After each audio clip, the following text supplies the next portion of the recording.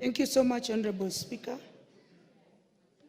Pursuant to Standing Order number 33-1, I rise to seek leave for adjournment of the House in order to discuss a definite matter of urgent national importance regarding the implementation of Social Health Insurance Fund, otherwise called SHIF, which officially began in October 1st, 2024. Honorable Speaker, the Social Health Insurance Fund is designed to promote universal health coverage by ensuring all individuals and communities have access to essential quality health services, from health promotion and prevention to treatment, rehabilitation, and palliative care without facing financial hardship.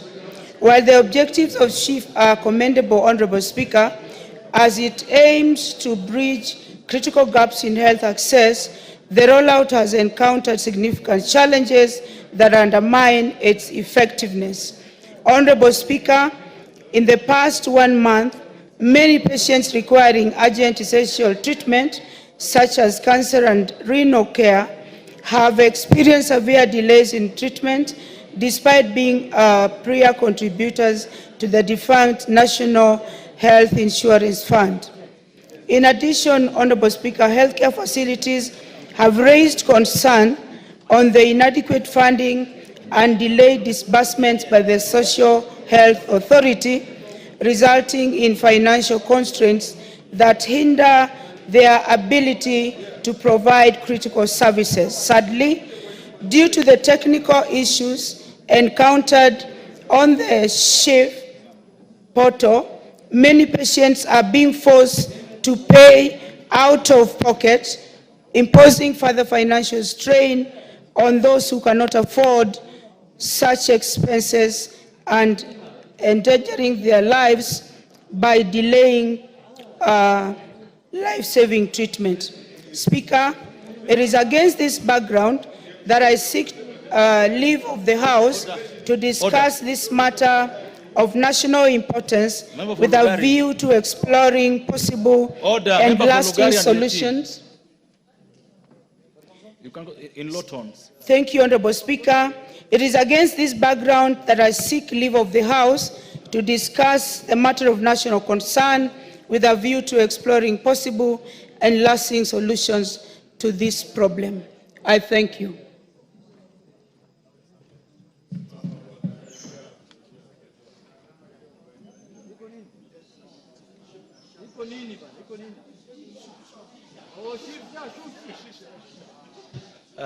Honorable members, the motion just given notice of is to discuss the state of order. Discuss the status of SHIF, SHA, and no, there's no SHU. And I confirm that the member who has just given the notice has requested support, and therefore appoint 6 o'clock this evening as a time for discussing this matter.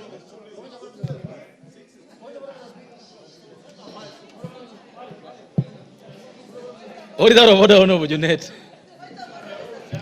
Mr. Speaker, this is a very, very important matter. It's a matter of national importance, Mr. Speaker. This is a matter that is touching the lives of Kenyans, Mr. Speaker. And this is a new program that the government is implementing.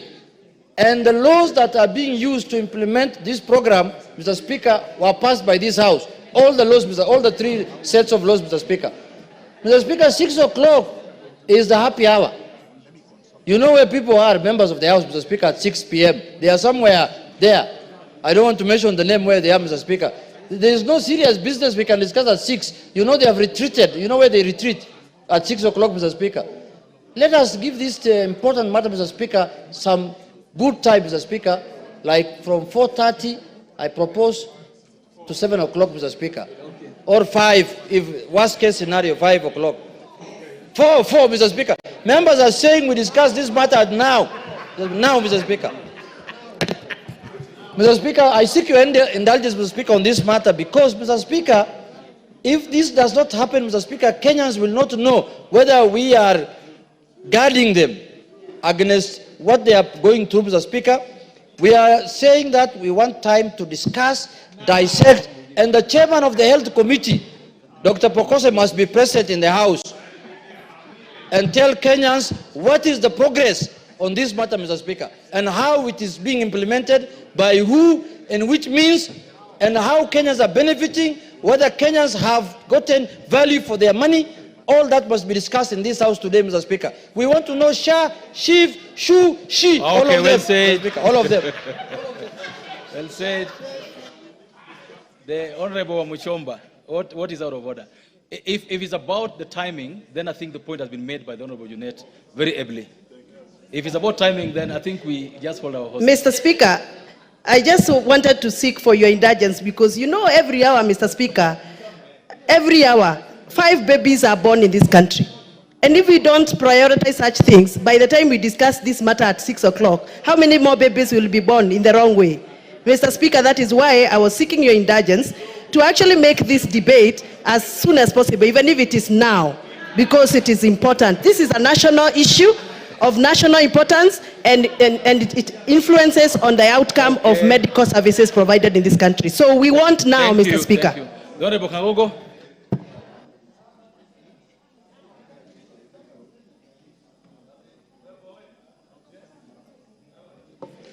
Yeah, thank you, Mr. Speaker. Mr. Speaker, I want to thank the Honorable Lillian Koko for bringing this very important issue. Mr. Speaker, I want to join my colleagues to say this is a very serious issue of national importance. That is about the lives of Kenyans. And Mr. Speaker, we need to suspend any other business which is coming before now, and we have this as a priority. We discuss about the health of Kenyans, Mr. Speaker. There is nothing more important than this one, Mr. Speaker. It touches about the lives of our people. Let's discuss it now. Thank you. I think I'll make a guiding on this. Honourable members, if you look at the order paper and the business we have there, this is the direction I'm going to give, that this business, the notice given to the Honourable Gogo of Rangwe, will be considered from 5 o'clock. Hold your horses. From 5 o'clock or upon the conclusion of order number 11, whichever comes earlier. 5 o'clock or upon the conclusion of order number 11, whichever comes earlier. So if we are done with order number 11 at 4:30, we'll go into it. It's so directed. Next order.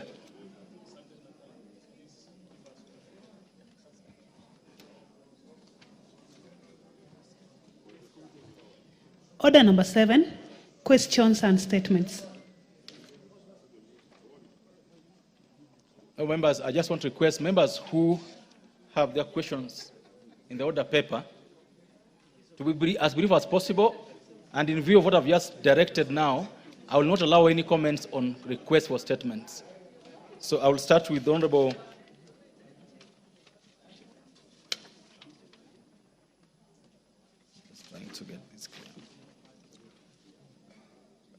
the member for Garsen.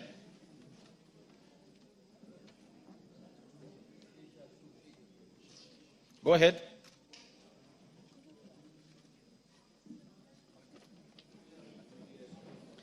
Thank you, Speaker. I wish to state that I'm doing this statement on behalf of the Honorable Ali Wario MP Garsen. A request for a statement regarding abduction of persons in Garsen constituency. Honorable Speaker, pursuant to the provisions of Standing Order 44-2C, I rise to request for a statement from the chairperson of the Departmental Committee on Administration and Internal Security regarding the abduction and disappearance of persons from Garsen constituency. Honorable Speaker, on 5th of October 2024, Mr. Abdullahi Ahmed, of ID number 42848612, was reportedly abducted by a known gunman using a Toyota Hilux double cabin vehicle with registration number KCU 567U in front of Garseni Police Station. This incident allegedly occurred in the presence of police officers, including the officer Commanding Station, that's the OCS, as Mr. Ahmed attempted to report the earlier abduction of his brother-in-law, Mr. Ibrahim Ahmed. The disturbing trend of abduction, which has been on the rise in our country, is causing profound distress among affected families who face agonizing uncertainty about the fate of their loved ones. Honorable Speaker, it is against this backdrop that I request for a statement from the chairperson of the Departmental Committee on Administration and Internal Security on the following. One, the reasons behind the abduction of Mr. Abdullahi Ahmed and Mr. Ibrahim Ahmed, including the identity of the abductors if available, particularly given that the registration number of the vehicle involved is known. Number two, the whereabouts of the missing persons, the status of any investigations conducted thus far, and any explanation regarding their continued detention incommunicado. And lastly, Mr. Speaker, sir, the measures the government has put in place to ensure that counterterrorism efforts are conducted in strict adherence to legal protocols and international human rights standards. I thank you, Honorable Speaker. Thank you. Thank you. I saw the Honorable, the chairperson of the committee concerned here. This question is related to the Committee on Administration and Internal Security. Yes, Honorable Member. Mr. Speaker, will come with a response to the statement in 2 weeks. In 2 weeks? Yeah, but having said this, Mr. Speaker, it's just good to be on record. Actually, last on Thursday, for almost close to 3 hours, the committee had an engagement with the IG and this DIG concerning the very concerning issue of missing person disappearance and, of course, of Kenyans. It has become an issue of hijacking. So we are going to respond among the other concerns. Yes. Why 2 weeks? I want to know why 2 weeks, why not 1 week? I want to, Mr. Speaker, you know, this issue of securities are so complex and dynamic. And at time investigation may take a little bit of time. And I've just mentioned last week, we had an entire almost session of 3 good hours discussing the same issues with the IG. And I want to have a comprehensive response to give before this House. Okay, because now 2 weeks has become a cliche. Every chairperson says 2 weeks, 2 weeks comes and goes and you don't get responses. Maybe then at maximum 10 days. So 10 days, get the response. The next is the member for Nyaribari Masaba.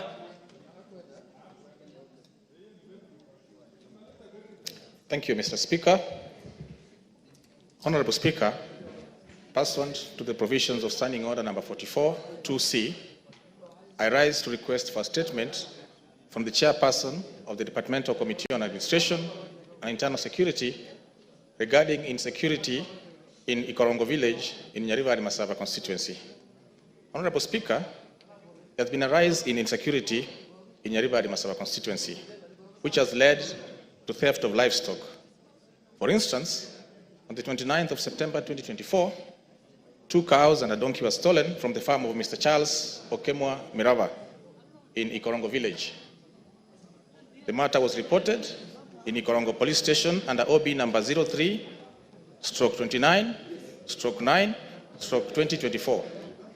Additionally, on the 27th September 2024, 2 more cows were stolen from the farm of Mr. Douglas Matoke Isabuoke. And the incidents reported again to Ikorongo police station under OB number 03/28/4/2024. Despite tracking the trail of stolen animals of Mr. Douglas Isabuoke to G-Ship location in Transmara East Sub-County, efforts to recover them were unsuccessful. Honorable Speaker, it's against this background that I request for a statement from the chairperson of the Committee on Administration and Internal Security regarding the following. 1.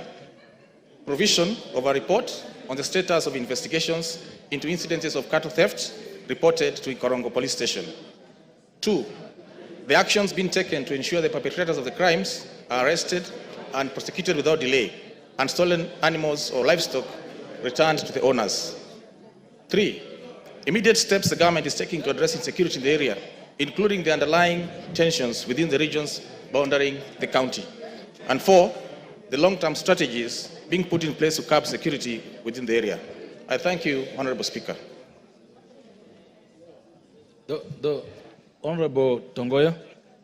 Mr. Speaker, I will be able to have the statement Thursday next week.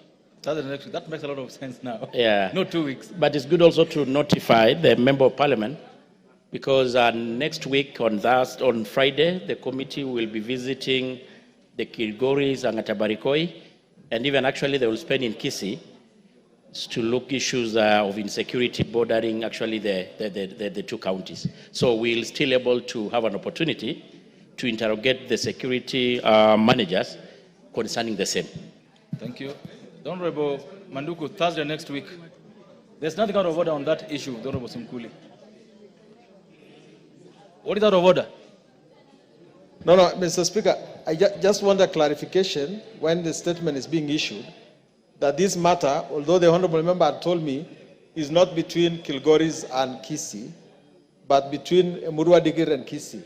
Because the issue of stock theft might affect Kilgoris, but the stealing of donkeys does not usually affect Kilgoris. So it should be strictly a matter between Transmara East and Kisii. The Honorable Tongoyo, you've heard. The Honorable Simkuli is saying they have nothing to do with donkeys. So don't involve them on donkeys issues. So please. That is well said. The Honorable Manduku, you take it up with the chairperson. He says next Thursday, and that there's a mission coming to the same region on Friday the following week. So take it up with him and get the dates and participate, getting answers. Next is the member for Kiambu, the member Mashua Waithaka.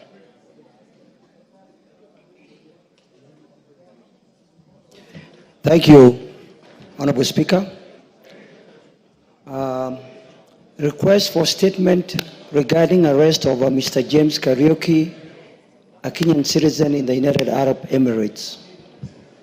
Honorable Speaker, pursuant to the provisions of Standing Order 44-2C, I wish to request for a statement from the chairperson of the Departmental Committee on Defense, Intelligence and Foreign Relations regarding the arrest and prolonged detention of Mr. James Kariuki in Dubai, United Arab Emirates.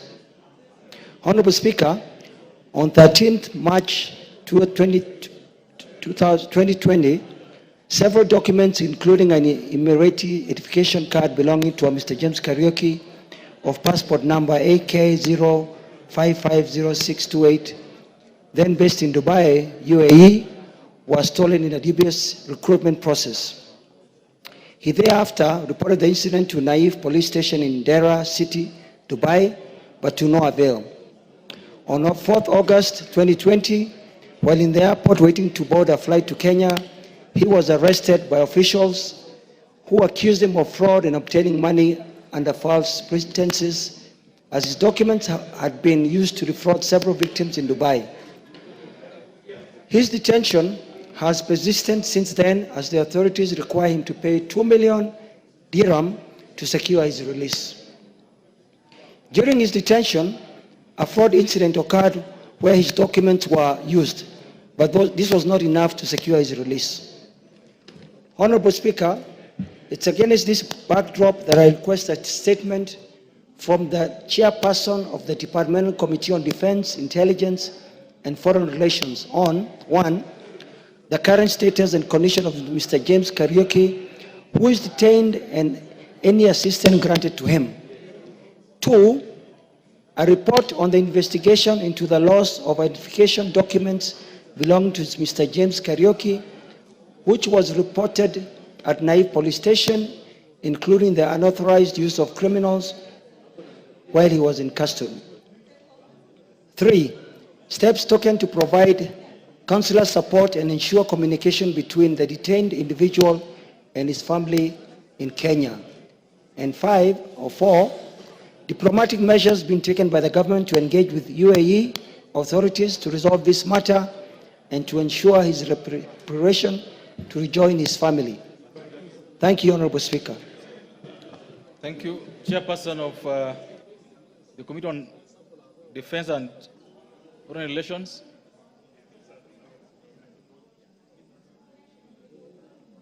The Vice Chairperson, the relevant committee.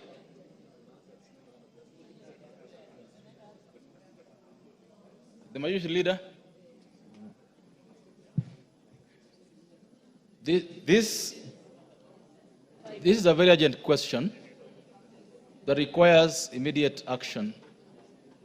And we can't see the chairperson, we can't see the vice chairperson. The Honorable Majority Whip, you have to take up this matter. Yes, I will. And you don't just have to take it up, you have to also give us the timeline within which you will take it up with the relevant committee. I will discuss with the chair, and I believe within the next 2 weeks, the committee should be ready. The Honorable Member from Kiambu, take it up with the Majority Whip so that the relevant committee is informed accordingly. Thank you, Speaker. Thank you. The next is the member for Kitui Central. The member for Kitui Central, Dr. Makali Mulu. Yeah, thank you, Honorable Speaker. Honorable Speaker, I request for a statement regarding status of compensation to Master Simon M. Mwema for injuries sustained following electrocution from Kenya Power Lines. Honorable Speaker, pursuant to the provision of Standing Order 44-2C, I wish to request for a statement from the chairperson of the Departmental Committee on Energy regarding status of compensation to Master Simon Mwema due to the spear injuries suffered following electrocution from electricity power lines at Chedhani Primary School in Kitui County. Honorable Speaker, on 16 December 2017, a tragic accident occurred where a minor, Master Simon Mwema, was struck by a live and hanging power line at around 6:30 p.m. while playing around Chedhani Primary School. He received treatment at Mwingi Level 4 Hospital and later was transferred to Kenyatta National Hospital, where he remained under care until 29th May 2018. During this period, Honorable Speaker, his situation deteriorated significantly, ultimately requiring the amputation of his upper limb. The incident had been duly reported at Mwingi Police Station via OB 23/17/2/2017 and the Kenya Power offices in Mwingi, where officials assured the family that a thorough investigation would be undertaken. However, despite several follow-up visits by the family seeking assistance, KPLC has taken no substantive action, Honorable Speaker. The unfortunate incident caused permanent physical disability on the minor and has resulted in psychological trauma and financial hardship for the family. Honorable Speaker, it is against this background that I request for a statement from the chairperson on the Departmental Committee on Energy on the following. Roman 1, status of an investigation on the incident by the Kenya Power and action taken, if any. Roman 2, the steps taken to compensate the family of the minor, including reimbursement of medical expenses, provision of a prosthetic limb, and compensation for the psychological effects of the resultant amputation. Roman 3, Honorable Speaker, timelines as to when the family should expect to receive the said compensation. And Roman 4, specific actions that have been taken to prevent similar incidents, including regular inspection of electrical infrastructure and safety measures to protect the public from their hazardous electrical installations. Thank you, Honorable Speaker. Thank you. This statement is directed to the Committee on Energy.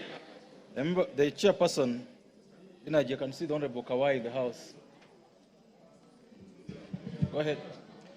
Thank you, Mr. Speaker. Mr. Speaker, we just had a conversation with the KPLC CEO, and Kenya Power has in place an insurance for such cases as electrocution, and every case is actually submitted to the insurance. But I will give a full response within the next 1 week. The next 1 week? Yes. That's great. I think, Honorable Makali, that is fair. Thank you.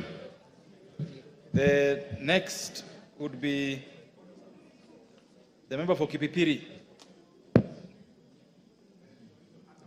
The questions appear in the order paper today as number 5 and 6 are deferred to later dates as will be notified in the order paper. Go ahead. Thank you, Honorable Speaker. Recognizing we are constrained of time and you have guided that we do not discuss any statement, I wish to put it on record that last week, Honorable TJ Kajwang confirmed to me that he would give a response of my statement dated 15th of October from Departmental Committee of Transport. To date, I have not heard of it. So, Honorable Speaker, if you could guide, if the chairs could work to the commitment of the statements that we seek. Honorable Speaker, pursuant to the provision of Standing Order 44-2C, I rise to request for a statement from the Chairperson of Departmental Committee on Tourism and Wildlife regarding human-wildlife conflict in Kipipiri constituency. Honorable Speaker, human-wildlife conflict in both protected and unprotected areas has remained a significant concern across the country for several decades. Recently, residents of Kipipiri constituency have faced a surge in wildlife invasion and attacks, leading to loss of lives, livestock, destruction of crops, the damage of property. These incidents are primarily caused by marauding elephants, buffaloes, hyenas, monkeys, and other wildlife, which have wreaked havoc in various parts of my constituency. Honorable Speaker, on 21st September 2024, a 42-year-old man, Mr. Samuel Kahiga Kamau, was fatally gored by a stray buffalo, which another individual sustained serious injuries after the attack in Mwangaza village, and just a few days later, on 29th of September, another attack in Kefruti area resulted in the loss of several livestock. On October 31st, an elephant killed a cow at Jiret area. Most recently, on 5th of November, residents of Demi have lost 4 livestock in yet another wildlife attack. This increasing invasion have instilled a deep sense of fear among the residents. Honorable Speaker, the losses incurred due to these incidents are profound, as the value of human life is immeasurable. The damage to crops and loss of livestock caused by these recurrent wildlife attacks have plunged the residents into economic distress, given their heavy reliance on crop farming and animal husbandry for their livelihood. Human-wildlife conflict not only disrupt local subsistence and industrial economic, but also accelerate the decline of wildlife population. Honorable Speaker, it is against this background that I seek a statement from the Chairperson of Committee on Tourism and Wildlife on the action being taken by the Ministry to, 1, mitigate the human-wildlife conflict in Kipipiri constituency and assure residents of their safety and security of their property. 2, compensate for the loss of lives, injuries, and property damages resulting from wildlife attacks. And lastly, deploy Kenya Wildlife Service officers to the affected areas to help reduce the frequency and impact of the attacks. I thank you, Honorable Speaker. You can see residents of Kipipiri are living in fear from wildlife, as their member is also threatened from the leadership of this House. Yeah, it's so serious. I would like to hear from the order. the chairperson of the Committee on Tourism and Wildlife. Is the chairperson in the House? And the vice chairperson?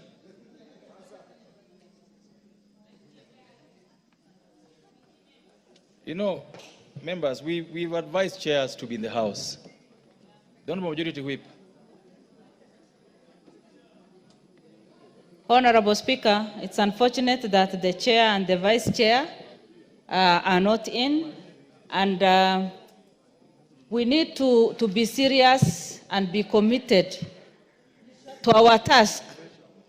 And that is why the members of parliament today are calling for reshuffle, so that we get rid of all the chairs and the vice chairs who are not committed, because it is quite clear.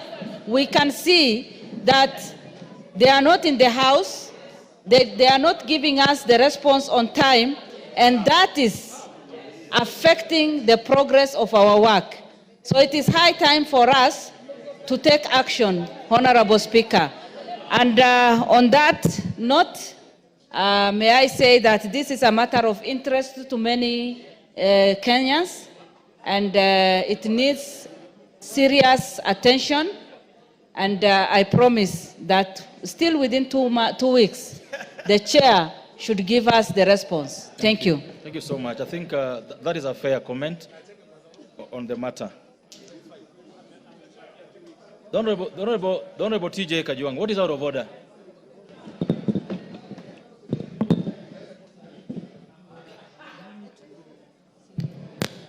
Mr. Speaker, sir. Mr. Speaker, sir, you... Am I audible?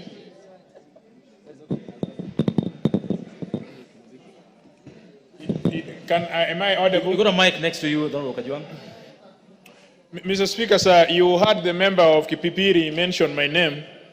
May I confirm to her, Mr. Speaker, sir, that I keep my promises and I'm up to the task.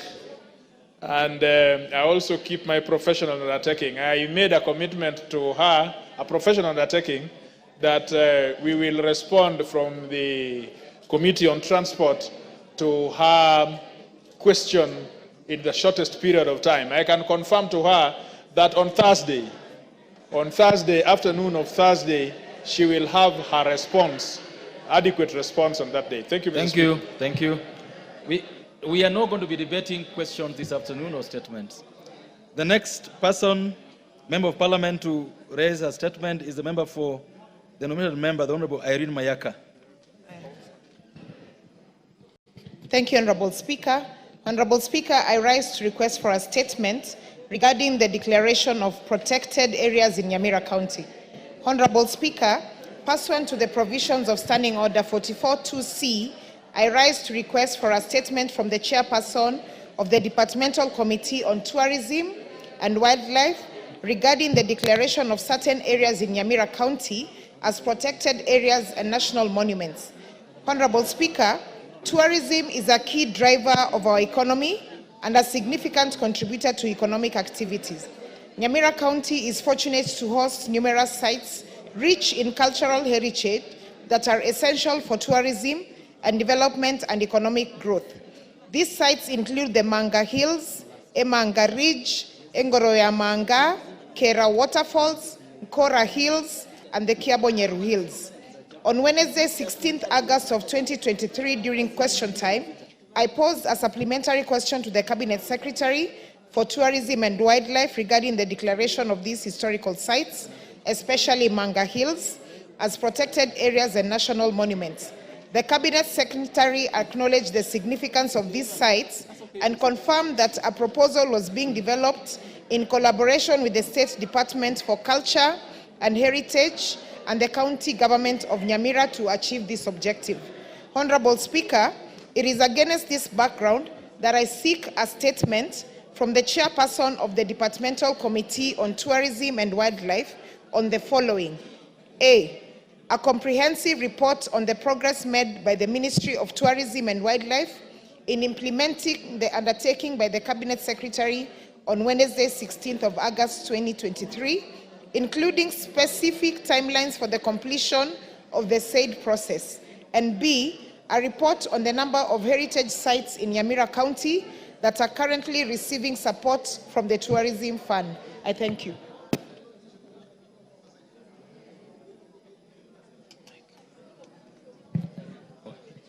The chairperson, Committee on Tourism and Wildlife. Thank you, Mr. Speaker. I'm the Vice Chair, the Committee of Tourism and Wildlife, and I've had the two questions asked by the two members, and it's good to confirm that we have really trying to deal with the issue of human-wildlife conflict, and we are doing our best. We have had interventions with the ministry and what they are doing, and we promise in the next 2 weeks we'll be able to bring a response to this House in regards to the two statements and the question that has been asked by the member of Kipipili, Mheshimiwa Wanjiku Moya. Thank you, Mr. Speaker. Thank you. And Honorable Wanjiku, as you walked in, I'm sure you had the displeasure of the membership and of the leadership about attendance in the House of Chairpersons and the deputies. I hope you had that displeasure and that you'll deal with it. Thank you. I think among many I'm a vice chair of the committee, but I'm certain among most visible and who attend the plenary and the chamber, Mr. Speaker, I think my attendance is on the high level, Mr. Speaker, and therefore I confirm that we continue attending the chambers.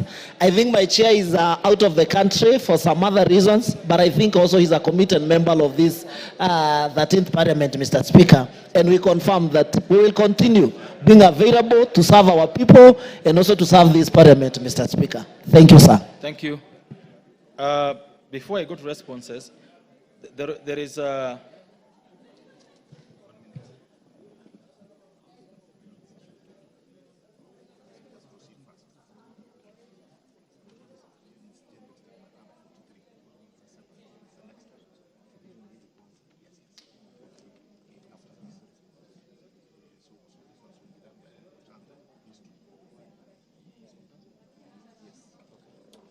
Oh, members, there are responses to be issued by the Committee of Transport and Infrastructure, and the first response would be to a statement requested by the Honourable Member for Matuga, the Honourable Tandaza Sawa. So I'll give this chance to the member, to the chairperson of the Committee on Transport and Infrastructure. The Honourable Zahir, I'm told you are in charge of this. The Honorable Zahir Janda, I'm told you're in charge of this. Are you? Thank you, Honorable Chair. I'd like to make a response to a statement on behalf of my chair of the Transport and Infrastructure Committee. So, Honorable Chair. Order. I'm informed that the Honorable Tandaza is not in the House. I don't know that he assigned that to any other member. If not, then you pen the question. You table the response. He will look at it when he comes to the House next. Honorable Speaker, I also have a statement for... Yes, we're going to do that one next. The member for Saboti. Saboti in the House. Honorable Hamisi. These responses will be tabled accordingly, and members thereof lose any right to come and demand for them on the floor of the House. So the responses to those two questions have been tabled by the member, by the chairperson of the Committee on Transport and Infrastructure, and will be dealt with accordingly. Thank you.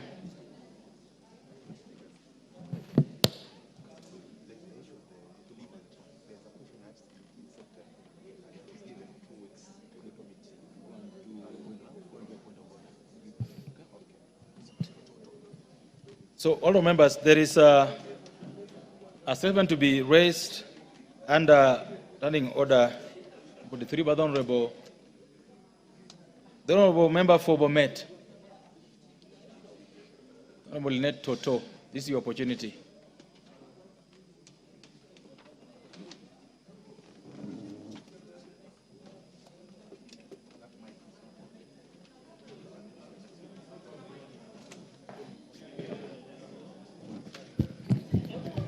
Thank you, Mr. Speaker, for giving me this opportunity to make a statement, a general statement regarding statement of healthcare services at Longisa Referral Hospital in Bomet County. Honorable Speaker, pursuant to the provision of Standing Order 43, I rise to make a statement regarding the tragic death of a young girl, Diana Chepkemoi from Tendwet Village, Bomet East constituency. This is due to medical negligence at Longisa County Referral Hospital.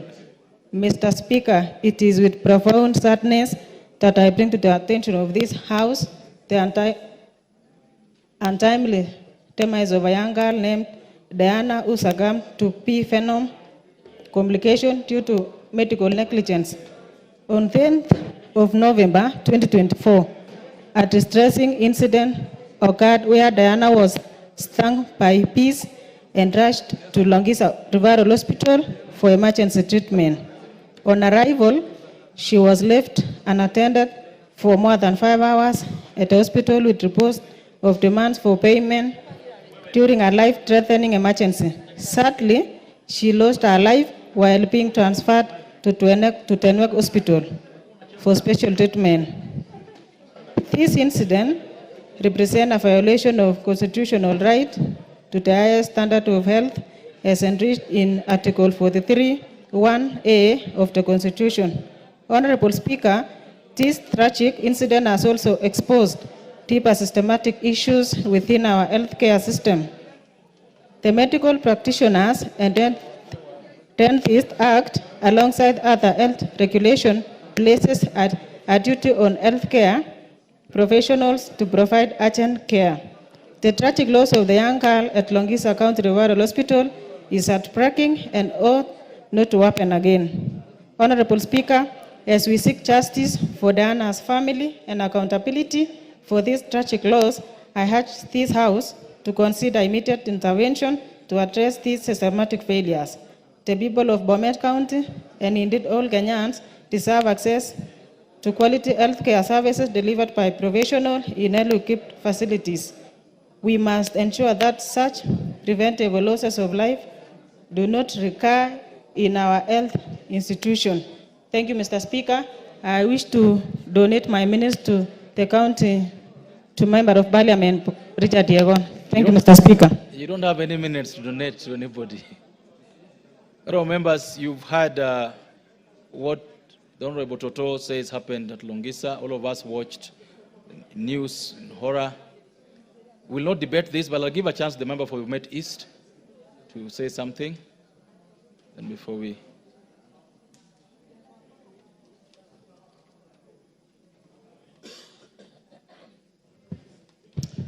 Thank you very much, Mr. Speaker, for giving me this opportunity also to talk about the incident which happened in my constituency.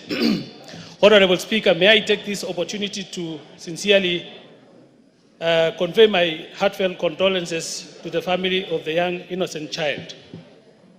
Honorable Speaker, this tragic incident underscores the troubling silence from the county government of Bomet, which has yet to release any statement on this matter, despite the fact that the incident occurred at the County Referral Hospital.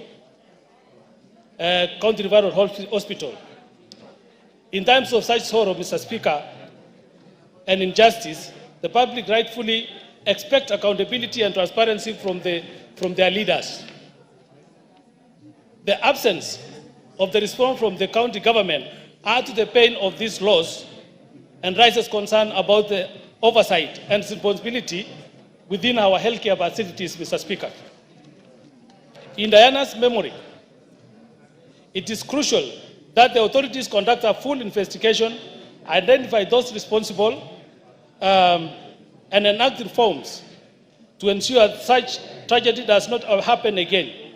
Upholding the Constitution right to health care as stipulated in Article 43(1)(a) means addressing the systemic issues head on and committing to an equitable, responsive healthcare system for all citizens.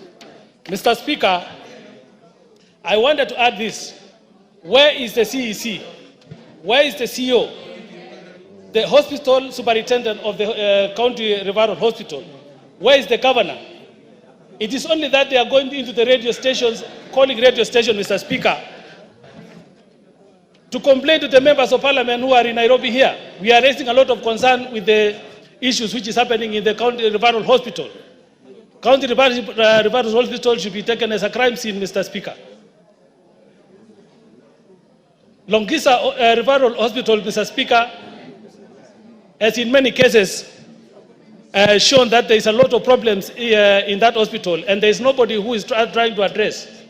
We want the county official led by the governor himself, the CEC, and the CEO of Health for Bomet to be taken into account for this loss of the child, Mr. Speaker. I thank you, Mr. Speaker. Thank you so much.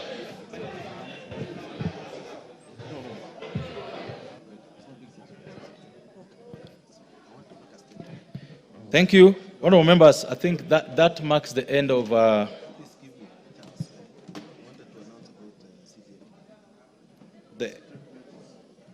statement and questions, but I'm being moved by the chairperson of CDF committee that he has an announcement to make. He will have 3 minutes to do so, or less, before we go to the next order. Thank you, Mr. Speaker, for giving me this opportunity.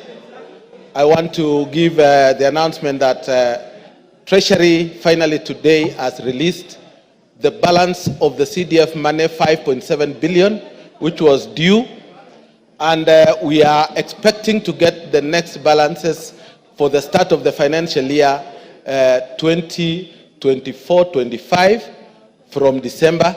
So I want to ask members, as you go back to your constituencies, please make sure you do also ask your committee to do audits to make sure that there is no money remaining in the board which is due for development to their constituencies.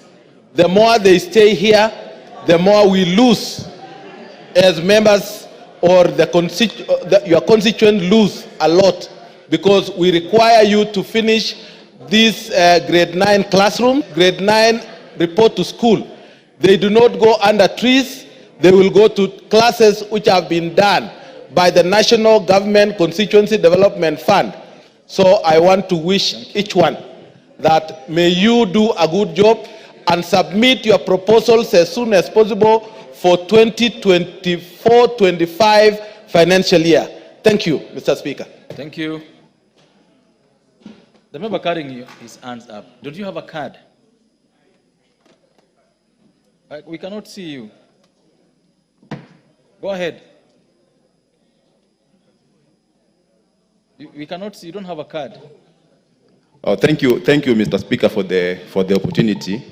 And sorry, I want to take you back a bit on the request for statements that have been made by my colleagues regarding the human-wildlife conflicts. Mr. Speaker, in the month of September, I think around 18th there. Order. The Honorable Kawanjiku, the member for Kiamba. This question or the statement being raised by the member on his feet is for you. Thank you, Mr. Speaker.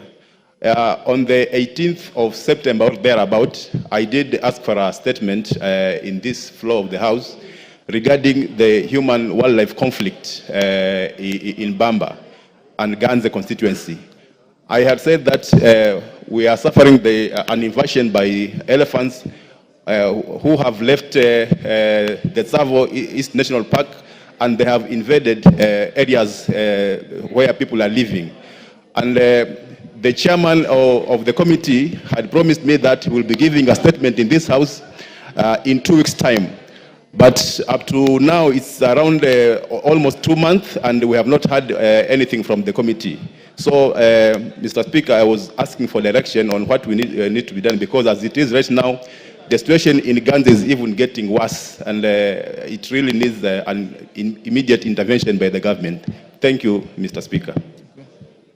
Yes, the Vice Chairperson, Committee on Tourism and Wildlife. Thank you, Mr. Speaker. I think I will fast track. I will really want to apologize on the behalf of my chair. if the report has not been tabled in the floor of the House, but I think the report is ready. We seek your permission, Mr. Speaker, that by the end of this week or early next week, Tuesday, we'll have tabled the report before the floor of this House, Mr. Speaker. This report to be tabled on Thursday this week, Thursday afternoon. Thank you, Mr. Speaker. Well guided. Thank you. Next order.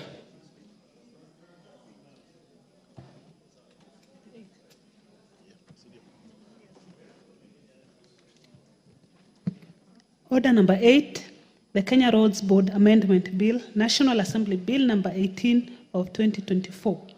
Second reading, question to be put. Oh, members, debate on this bill, the second reading stage was concluded, and this therefore is a decision to make.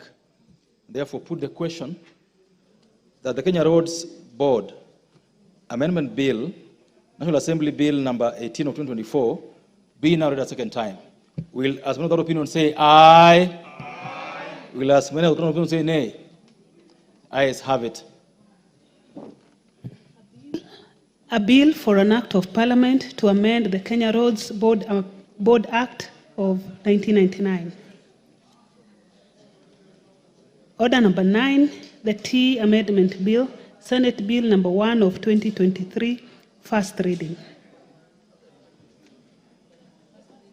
A bill for an act of parliament to amend the Tea Act to provide for direct sales of tea, the payment of tea proceedings, and for connected purposes.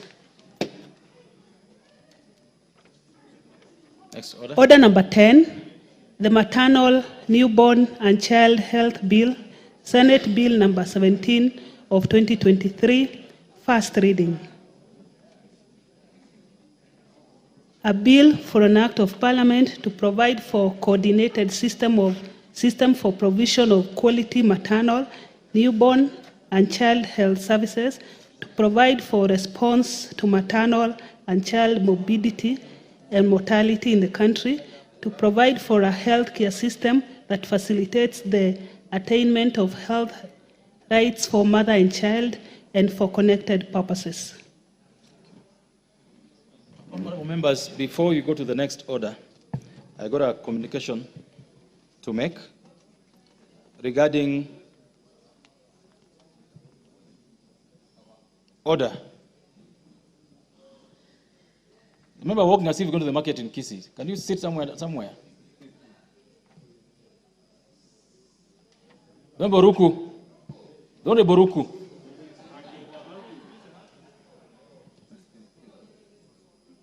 Oh, members, this is a communication regarding the withdrawal of specific provisions contained in the statute law, Miscellaneous Amendment Bill, National Assembly Bill number 67 of 2023, which we'll consider shortly in the committee of the whole House.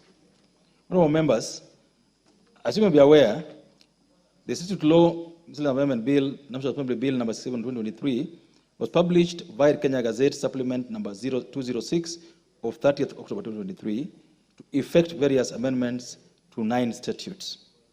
The bill, which is sponsored by the Leader of Majority, was read a first time on 15th November 2023, and thereafter the bill was referred to various departmental committees for consideration of relevant provisions in accordance with their respective mandates, with the lead committee being the Departmental Committee on Legal Affairs, Justice and Legal Affairs. The committees tabled their respective reports on the bill in the House on 15 February 2024. Thereafter, the bill was considered and passed by the House at second reading on Wednesday, 12th June 2024, and committed to a committee of the whole House. Indeed, as you may be aware, you have noticed, on today's order paper, the bill is scheduled for consideration in the committee of the whole House under order number 11. Honorable members, before the House proceeds to consider the bill in the committee of the whole House, I wish to notify the House that I have since received a request from the sponsor of the bill, that is the Leader of the Majority Party, via a letter dated 11th November 2024, seeking my consent for the withdrawal of the proposed amendments relating to sections 186, 4, and 6F of the Children's Act, Cap 141, as contained in the bill. The amendments proposed the deletion of provisions which prohibit the court from granting a sole male applicant and foreign applicant adoption of a child. In the letter, the Leader of Majority states that the import of the proposed amendments with the said provisions necessitates further consultations and engagements with relevant stakeholders. Honorable members, having considered the justification by the Majority Leader, I have acceded to his request to withdraw the provisions relating to Section 186(4) and 6F of the Children's Act, Cap 141, as contained in the Statute Law, Miscellaneous Amendment Bill, National Assembly Bill number 67, 2023. In this regard, the bill will therefore be proceeded with the Committee of the Whole House without reference to the withdrawn provisions and will be considered as though the withdrawn provisions was not part of the bill ab initio. The House is accordingly guided. Thank you.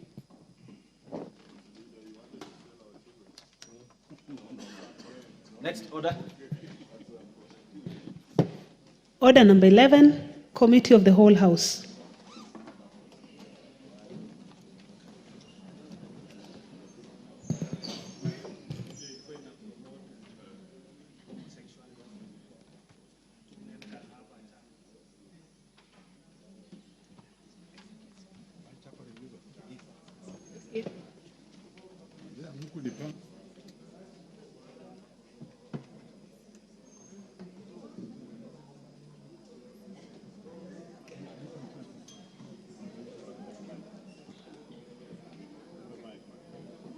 Thank you, honorable members. You may take your seats as we go to the Committee of the Whole House. And please, I would advise you stick. The omnibus is usually a very important bill,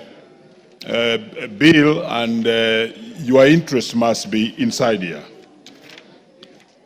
Okay.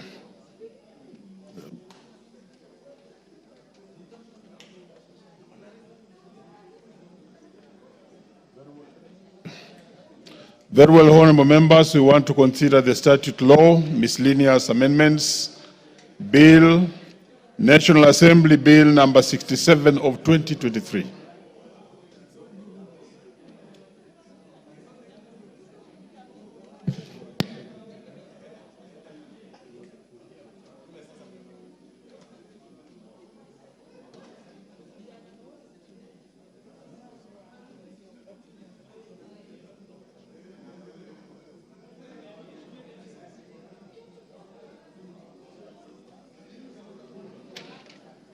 Okay, honorable members, following the Speaker's direction, we are not going to consider the provisions relating to the Children's Act number 29 of 2022 as directed by the Speaker because it's already withdrawn by the Leader of Majority.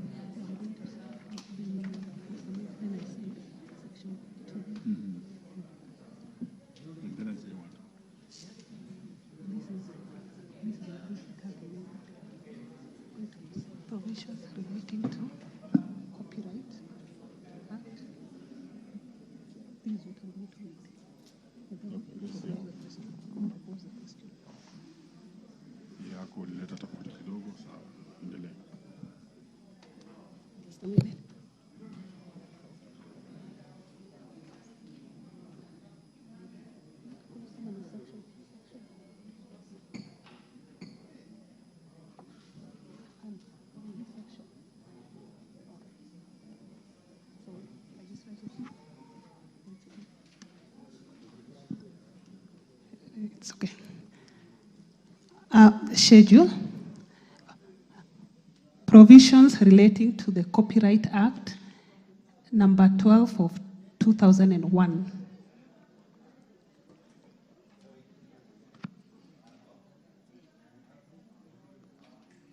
Very well. Let me read the section. Section 2.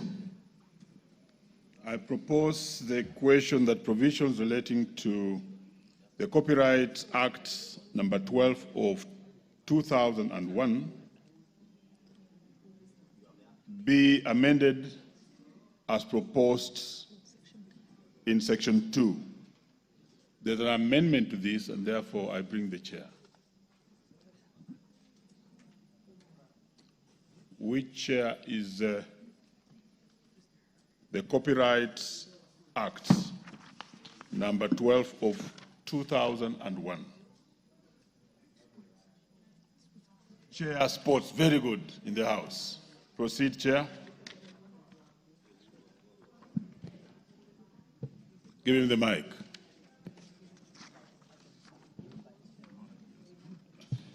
Thank you, Honorable Chair.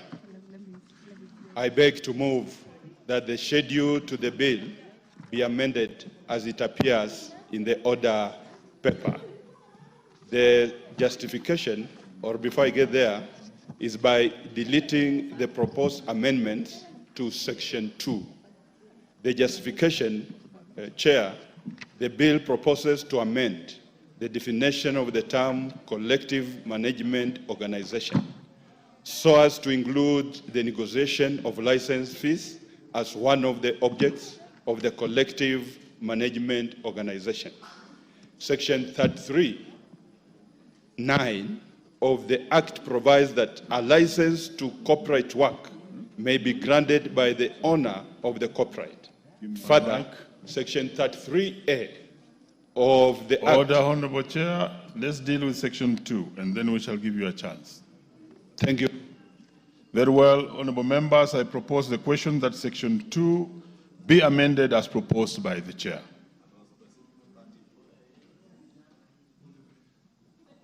I now put the question that Section 2 be amended as proposed by the Chair. Will as many as of that opinion say aye? Aye. Will as many as of a contrary opinion say nay? The ayes have it.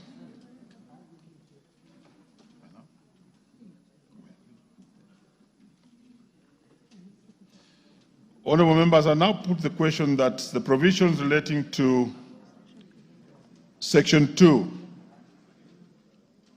be part of the bill. Will as many of that opinion say aye? Aye. Will as many of the contrary opinion say nay? The ayes have it.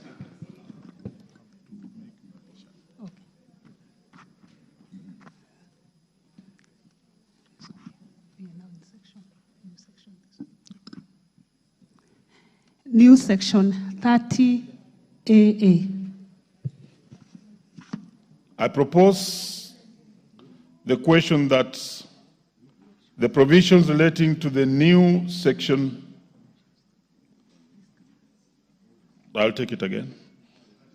I now propose the question that provisions relating to the Copyright Act number 12 of 2001 be amended as proposed in the new section 30A.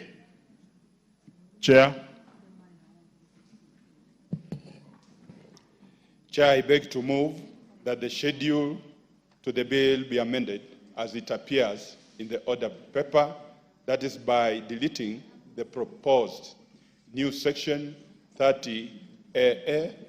The justification, the bill proposes to insert a new section 30AA into the Act, which provides for the regulation of equitable remuneration of performers and the producers in a sound commercial. In terms of this amendment, the user of the commercial shall be paid an equitable remuneration to be divided in half by the producer and the performer. The amendment provides for the payment of equitable remuneration of only performers and producers of sound recordings on a 50-50 basis, and this leaves out any other players that may be involved in the creation of the sound recording. Further, the formula for the sharing of the remuneration should not be contained in the Principal Act, but may be provided for in the subsidiary legislation. Mike. And further, Chairman, as I conclude, the High Court in the Constitution Petition number 5 of 2016 in Malindi ruled that Section 30A of the Copyright Act, being the proposed new Section 30AA, was unconstitutional because it limited the rights of the artist to choose how their royalties are to be paid and therefore limited their freedom of association. Honourable members, I now propose the question that Section 30AA be deleted as proposed by the Chair. Honourable members, I now put the question that Section 30AA be amended as proposed by the Chair. Will as many as of that opinion say aye? Will as many as of the contrary opinion say nay? The ayes have it. That was a deletion, so we proceed.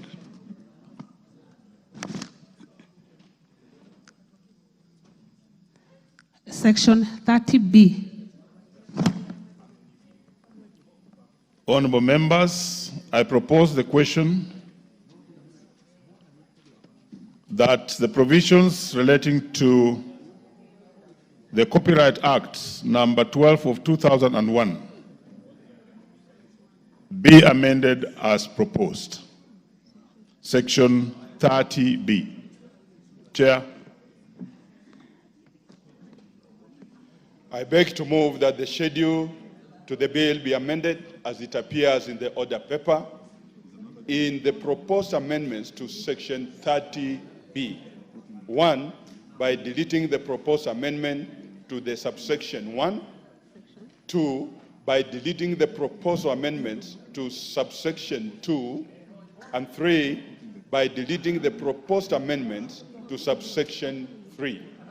Justification, Chair.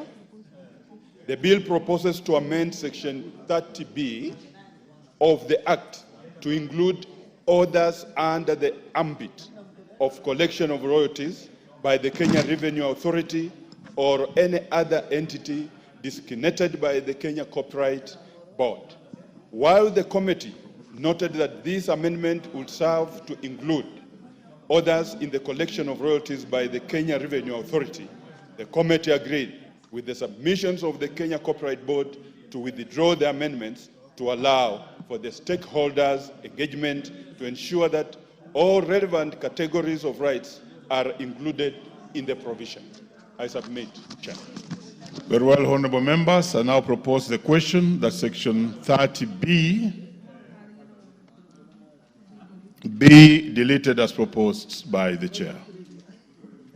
I now put the question that Section 30B be deleted as proposed by the Chair. Will as many as of that opinion say aye? Will as many as of the contrary opinion say nay? The ayes have it.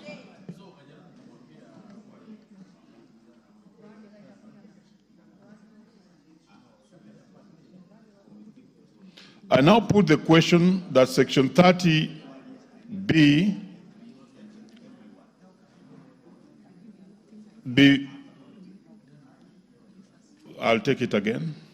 I now put the question that Section 30B relating to the Copyright Act, Cap 12 of 2001 be deleted as proposed by the Chair. Will as many as of that opinion say aye? Will as many as of the contrary opinion say nay? The ayes have it. Section 46. I propose the question that I propose the question that provisions relating to the Copyright Act number 12 of 2001 be amended as proposed in section 46. Chair. Thank you, Chair. I beg to move that the schedule to the bill be amended as it appears in the order paper in the proposed amendments to section 46. 1, by deleting the proposed amendments to the subsection 1. 2, by deleting the proposed amendments to subsection 3. Then 3, by deleting the proposed amendment to subsection 4. And this is the justification, Chair. The bill proposes to amend section 46(1) of the Act to provide for the requirement of an operating license issued by the board in addition to a registration certificate for a person or association of persons to carry on business of collective management organization. The committee further noted that the requirement of the both registration and operating license may lead to the bureaucracy within the creative arts sector. The committee noted that the proposed amendments to extend the validity period for a registration certificate issued to a collective management organization from 12 months to 36 months may be a welcome provision. However, the Kenya Copyright Board requested that the amendment be withdrawn from the bill to allow for further consultation with all the relevant stakeholders. Chair, the proposed amendments to section 46(4) to provide that the board may approve a collective management organization if it is satisfied that the body is a company limited by guarantee and incorporated under the Companies Act of 2015, and that additionally the company is registered as a collective management organization by the board, amounts to a conflict and would amount to increase in bureaucracies in the registration of the collective management organization. Finally, Chair, the proposed new subsections, providing that where a collective management organization license is revoked, the board shall appoint an agent to hold monies until the license is reinstated or a new organization is licensed by the board, would result in implementation and accountability challenges. I submit, Chair. Honorable members, I now propose the question that section 46 be amended as proposed by the chair. Honorable members, I now put the question that section 46 be amended as proposed by the chair. Will as many of that opinion say aye? Will as many of the contrary opinion say nay? The ayes have it. Section 46A. Honorable members, I now propose the question that provisions relating to the Copyright Act number 12 of 2001 be amended as proposed. Proposed in section 46. Chair. I beg to move that the schedule to the bill be amended as it appears in the order paper by deleting the proposed amendments to section 46A. Justification, Chair, the bill proposes to insert a new subsection into section 46A, which provide for the power of licensed collective management organization to appoint an agency to collect and distribute royalties on its behalf through the National Rights Registry. The amendment conflicts with the provisions of section 22C of the Act, which provides that the functions of the National Rights Registry shall be A, digital registration of the right holders, B, digital registration of the copyright works, C, authentication and authorization for consumers of rights works, D, media monitoring registered copyright works, E, tracking, monitoring, and the dissemination of data or logs related to access of registered copyright works, and finally, any other functions that may be assigned by the board. The National Rights Registry is not involved in the collection and the distribution of royalties. I submit. Honorable members, I now propose the question that Section 46. We have done that one.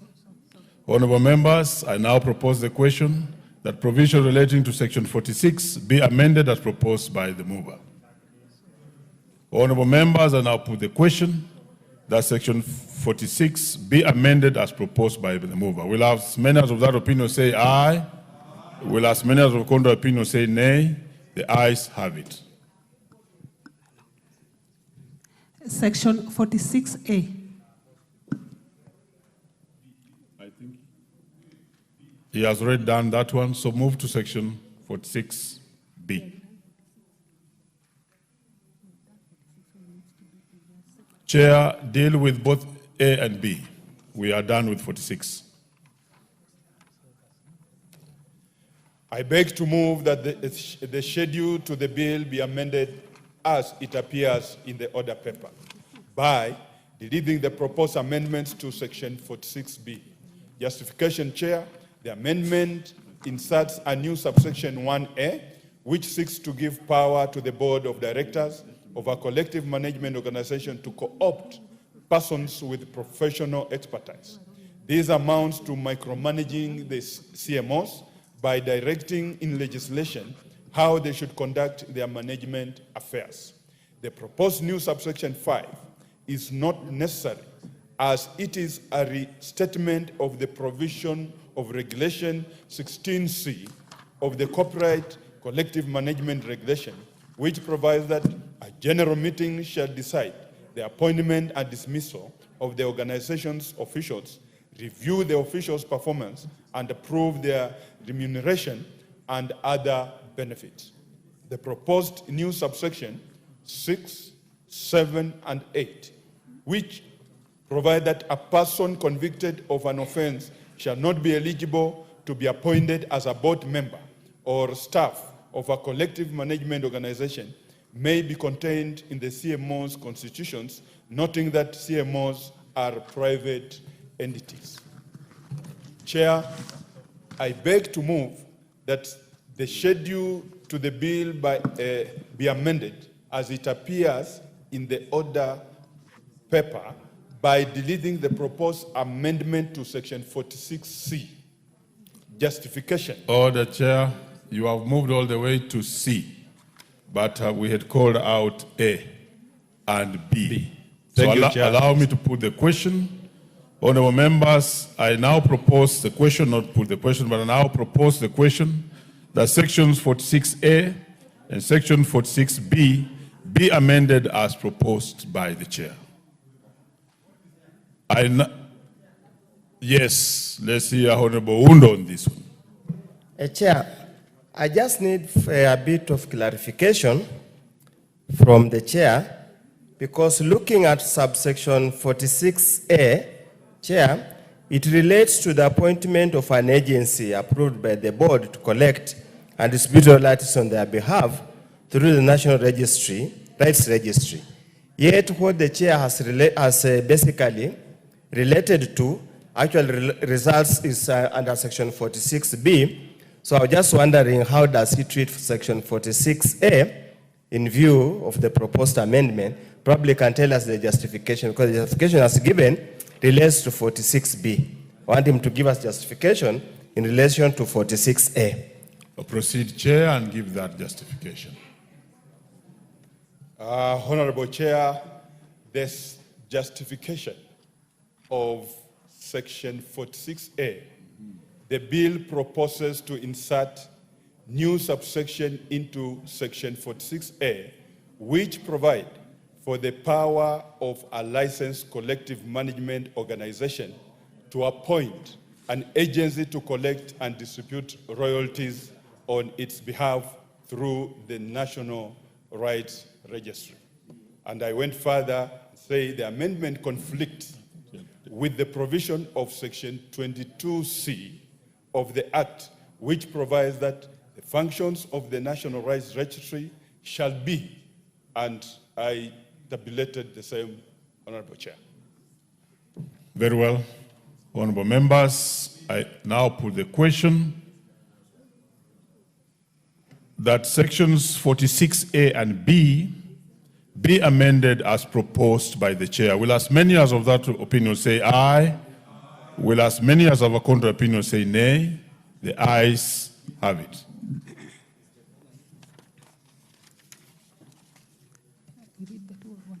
Section 46C.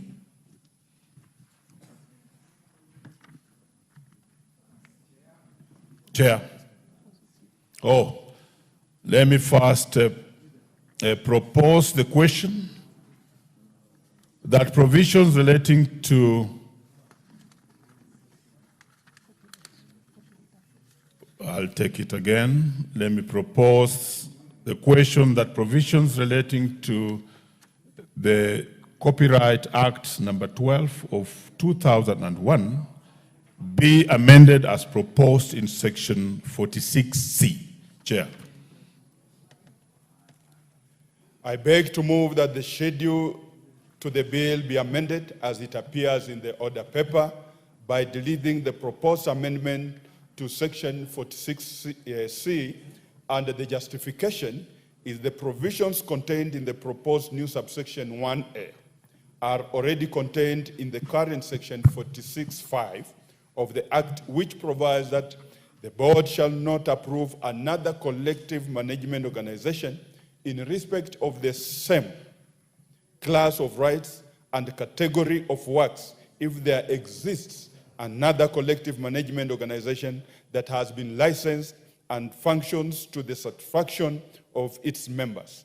There is therefore no need to restate the provision. I submit, Chair.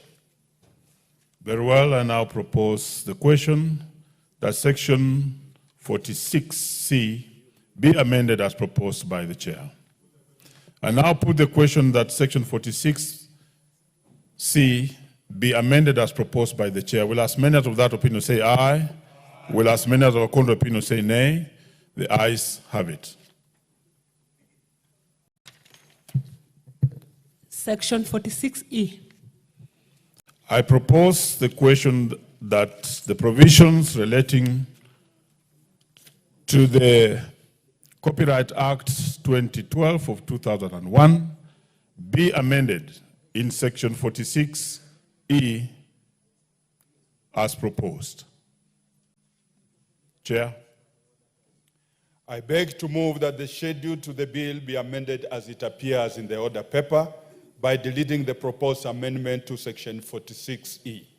Justification, Chair, the proposed new paragraph H, providing for inspection of a collective management organization by the board at any other time that the board considers appropriate, may be subject to abuse since the specific circumstances in inspection are already set out in section 46E6 of the Act. The Act already gives to the board to inspect the accounts of collective management organization. Therefore, it is not necessary to restate the same. I submit, Chair. Very well, honorable members. I now propose the question that section 46E be amended as proposed by the chair. What's the question? Honorable member, yes, honorable Undo. Chair, I would request the chair probably also give an insight, because if you are deleting the entire 46E, yet had section 7, subsection 7, and subsection 8, and this related to issues of accounts and the rest, probably you could also explain to us, does it also mean the two remaining subsections also are deleted, and yet you have not spoken to it? Thank you, Chair. Chair. Chair, the sections that have not spoken to them, they therefore remain. We have only amended the ones we feel are not necessary. I submit, Honorable Chair. Honorable Wundo, what is it again? Chair, if you look at the order paper, H says by deleting the proposed amendments to section 46E. And section 46E, Honorable Speaker, has got several. So that's what we want to understand, that it cannot be said that what he has not spoken to is not being amended, yet the adding on the order paper is deleting the proposed amendment section 46E, which contains several subsections. So the implication of what is here and what he's saying are completely different things. That's why we need to be very clear. Are we amending the entirety, and yet he has not given justification for deleting subsection 7 and subsection 8? That's what I'm just seeking clarification. He has heard you clearly. Chair, you could speak on that. Whatever, and I want to submit, Chair. Yes. That we have only touched on what we feel is erroneous in these sections. And therefore, that's why we have only given the justification on H, because that is what interferes with the amendments as they appear. So which specific ones have you touched on, just for record purposes? We have only amended section H.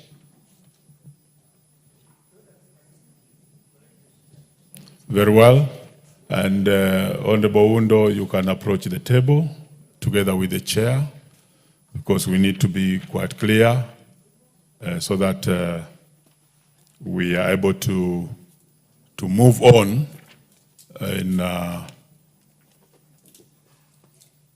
just approach the table, chair, for 1 minute.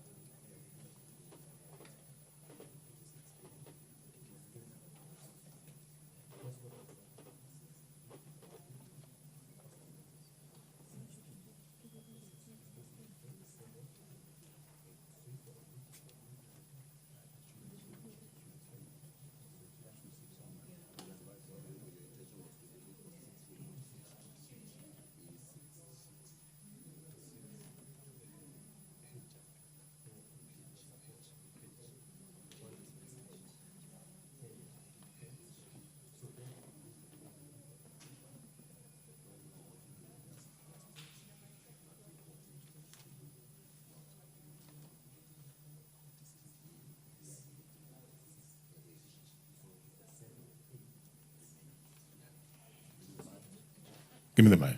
I also advise that the chair, you sit somewhere near here, because those regular consultations are important, especially with the councils. And then you proceed.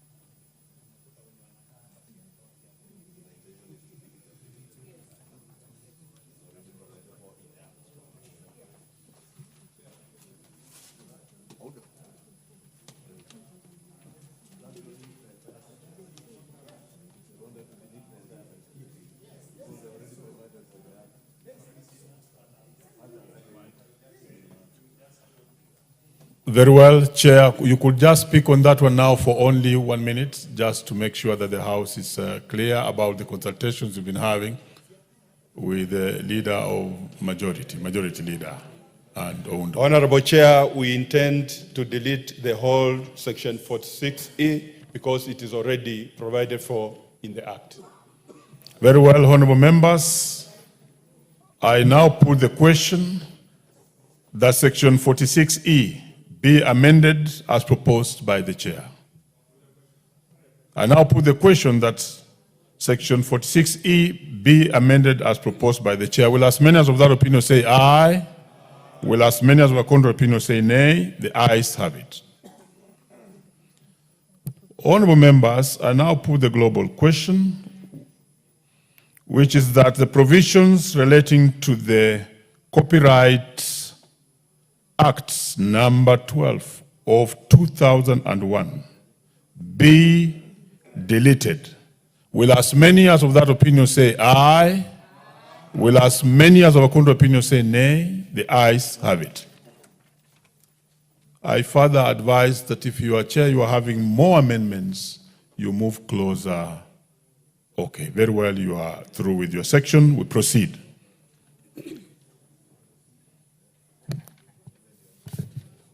Provisions relating to the Scrap Metal Act 2015, number 1 of 2015.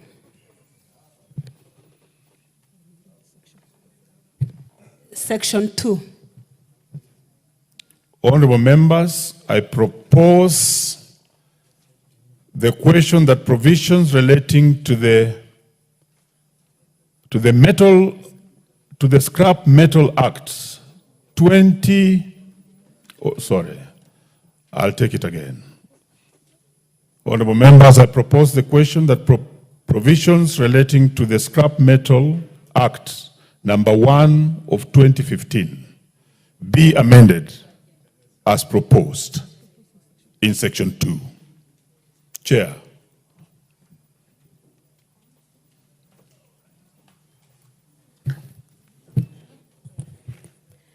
Chair, I beg to move that the amendments as appearing in the Scrap Metal Act, as it appears in the order paper, be amended as it appears in the order paper.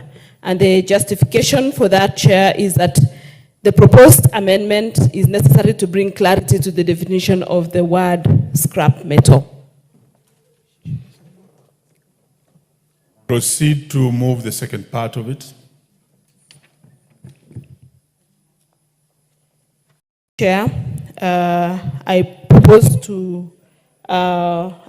to move that the amendments as appears in that order paper on the second part be amended as appears on the order paper. And again, the justification is that the word platinoid group has been used in the definition of scrap, and as such, it is proper for the word to be defined to clarity on the types of metals that fall within the platinoid group.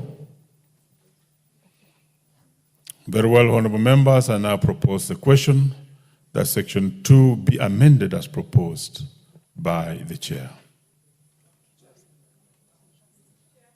There's an interest in this. Yes, the Honorable Archie. Chair, when I look at the Act and I look at the amendments, while I appreciate the Chair, then it would have been better if you want to give clarity to scrap, to now explain to Kenyans to understand better, because you realize the distractions we are having right now, even in the metals we put on the roads everywhere, it is just so sad. But when you just say scrap, then it will continue being the same challenge. So if it is for clarity, then give us more clarity on it so that Kenyans can understand. They know there's a Scrap Metal Act, so then clarity on what?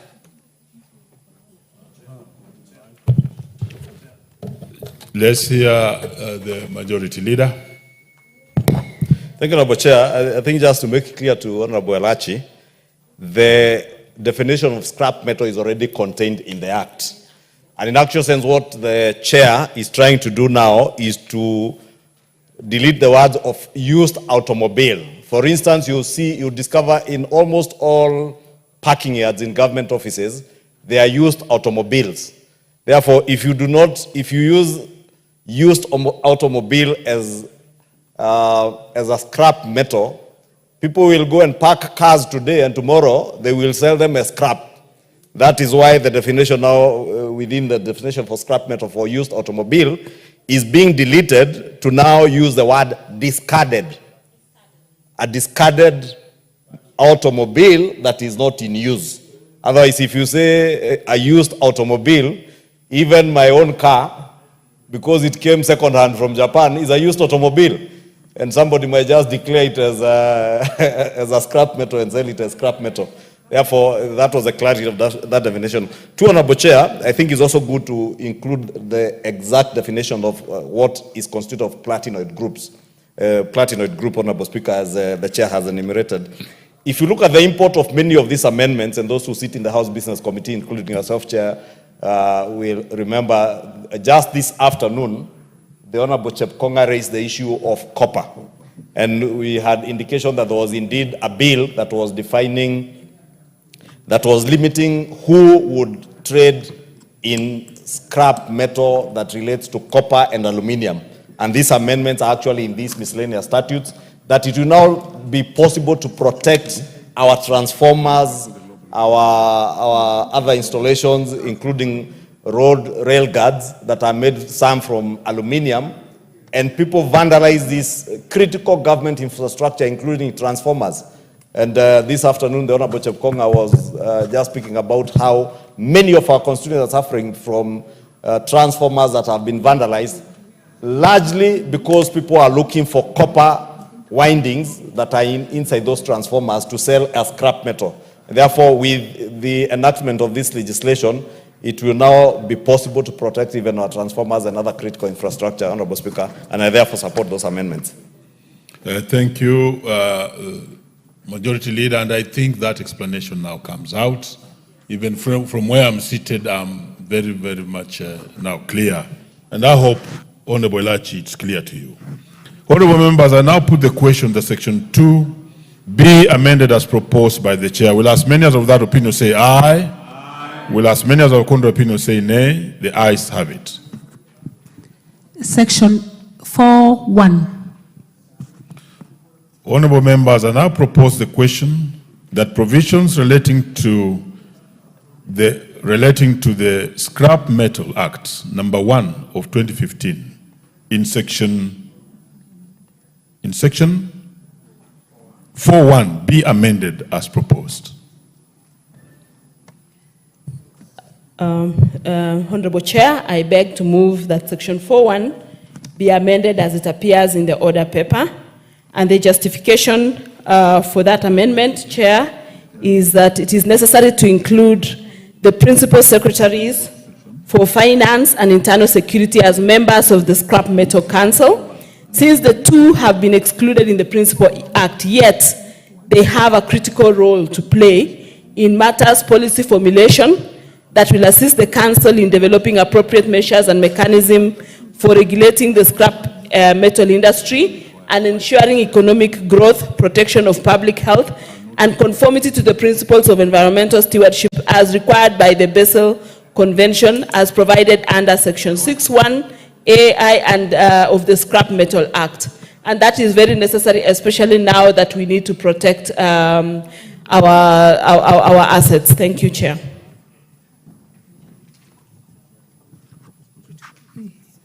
Honorable I propose the question that section 4(1) be amended as proposed by the Chair.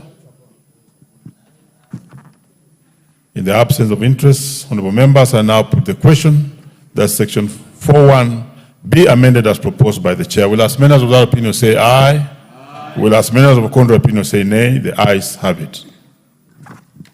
Section 4(1)(f)(1) and section 4(1)(f)(5). There are no amendments on this one, and therefore, honorable members, I propose the question that the provisions relating to the Scrap Metal Act, number 1 of 2015, be amended as proposed in section 4(1)(f)(1) and section 4(1)(f)(5). Because there are no amendments, honorable members, I proceed to put the question, which is that section 4(1)(f)(1) and section 4(1)(f)(5) be amended, be part of the bill. Will as many as of that opinion say aye? Aye. Will as many as of the contrary opinion say nay? The ayes have it. Section 6(1)(a)(2). Honorable members, I propose the question that the provisions relating to the Scrap Metal Act, number 1 of 2015, be amended as proposed in sections 6(1)(a) 1A2 of the bill. There being no amendment, I now put the question that section 61A2 be part of the bill. Will as many of that opinion say aye? Will as many of the contrary opinion say nay? The ayes have it. Section 9(1). Honorable members, I propose the question that provisions relating to the Scrap Metal Act number 1 of 2015 be amended as proposed in section 9(1). And there being no amendment, honorable members, I now put the question that section 9(1) be amended, be part of the bill. Will as many of that opinion say aye? Will as many of the contrary opinion say nay? The ayes have it. Section 11. I propose the question that provisions relating to the Scrap Metal Act number 1 of 2015 in section 11 be amended in clause 11 as proposed in the bill. Equally, there is no amendment. I now put the question. Is there an amendment? Very well, Chair. There is an amendment in section 11. So proceed, Chair. Chair, I propose that the amendment in section 11 is to propose the amendment to the deletion of the proposed amendment to section 11. And the justification for this, Chair, is that the opinion of the committee was that the provision encourages dealing of copper, aluminium, and the alloys, which form part of what we call the critical national infrastructure. And as such, it will be improper to make a provision for issuance of special license for dealing in alloys that form part of critical infrastructure.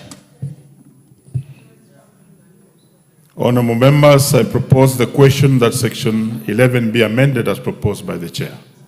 Any interest, Honourable Oundo? Chair, I just also want to support. I sit in the committee and we deliberated on this matter at length. And basically, Chair, is to cure the discretion that was going to be given to the Cabinet Secretary to do things, to give licenses that is going to deplete our critical infrastructure. Because we have seen in the past, Honorable Speaker, whether discretion is given to a human being, the tendency to abuse or misuse is very compelling and should never give room for such kind of discretion. Thank you, Honorable Chair. Honorable Gishimu. Thank you, Chair. As I support this proposal by the committee to delete any provision delegating powers to make law can only be through this parliament, either through an act of parliament or through a regulation. So giving the Cabinet Secretary open powers to give licenses on such critical matters would have negated the role of parliament to make law. Thank you.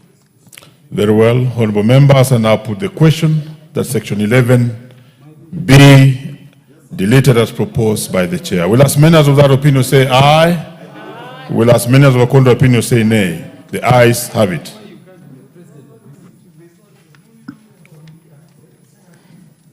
Section 18(3)A, 18(3)B. Honourable members, I propose the question that provisions relating to the Scrap Metal Act number 1 of 2015 be amended as proposed in clauses 18(3)A and 18(3)B. Because there are no amendments, I proceed to put the question that clause, I proceed to put the question that sections 18(3)A and sections 18(3)B be part of the bill. Will as many as of that opinion say aye? Aye. Will as many as of the contrary opinion say nay? The ayes have it.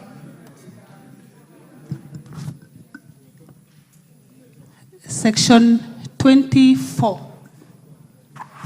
Honorable members, I propose the question that provisions relating to the Scrap Metal Act number 1 of 2015 be amended as proposed in section 24. And there being no amendment, honorable members, I now put the question that section 24 be part of the bill. Will as many as of that opinion say aye? Will as many as of the opinion say nay? The ayes have it. Section 22(2), Section 24, Section 24(2), and Section 26(1). Thank you, honorable members. I propose the question that provisions relating to the Scrap Metal Act number 1 of 2015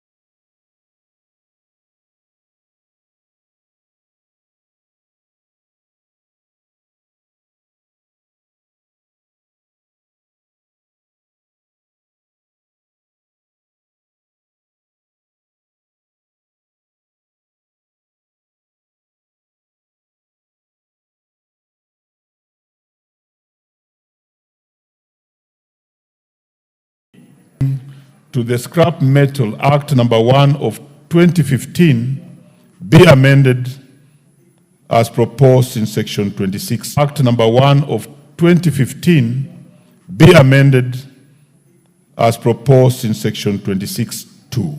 There's an amendment to this, Chair. Thanks, Chair. I beg to move that section 26(2) be amended as it appears in the order paper. And the justification for this, Chair, is that the amendment is necessary to give effect to the proposed amendment under section 26(1), which gives the Cabinet Secretary power to authorize export or import of specific scrap metal. And section 26(1) is also amended to prohibit export or import of scrap metal unless authorized by the Cabinet Secretary responsible for industrialization. As such, the committee proposes to allow the export of scrap, export or import of scrap of specific scrap metal for specific purposes. Thank you, Chair. I propose the question that section 26(2) be amended as proposed by the Chair. Yes, Honorable Gichimu. Thank you, Chair. Actually, this cures the intention that had been intended in the amendment of section 11, whereby any action by the Cabinet Secretary for Internal Security, for matters relating to finance, and also in consultation with the Council, will have to prescribe. Prescription in law means there have to be regulations so that we can be able to restrict. Even this Parliament will also have a say in determining what kind of metals can be given licenses for importation or exportation. Thank you, Chair. Yes, Honorable. That's Honorable Watch. Thank you, Honorable Chairs. I support the proposed amendment with the rider and hoping that this is subject to provisions of 94(5) relating to the powers of Parliament, that nobody has the power to make law other than Parliament, as adverted by my colleague, that the committee that deals with the delegated legislation will also be able to have a bite at the decisions of the CS for Finance and the other relevant CSs. Otherwise, I support. Thank you. Honorable members, I now put the question that section 26(2) be amended as proposed by the mover. Will as many as without opinion say aye? Will as many as with opinion say nay? The ayes have it. Section 26(3), Section 26, Section 31A, Section 31 1E2. Honorable members, I propose the question that provisions relating to the Scrap Metal Act number 1 of 2015 be amended as proposed in sections 26(3), 26, 31A, 31E2. There being no amendments on this one, I proceed to put the question that sections 26(3), section 26, section 31A, and section 31E2 be part of the bill. Will as many as without opinion say aye? Will as many as with contrary opinion say nay? The ayes have it.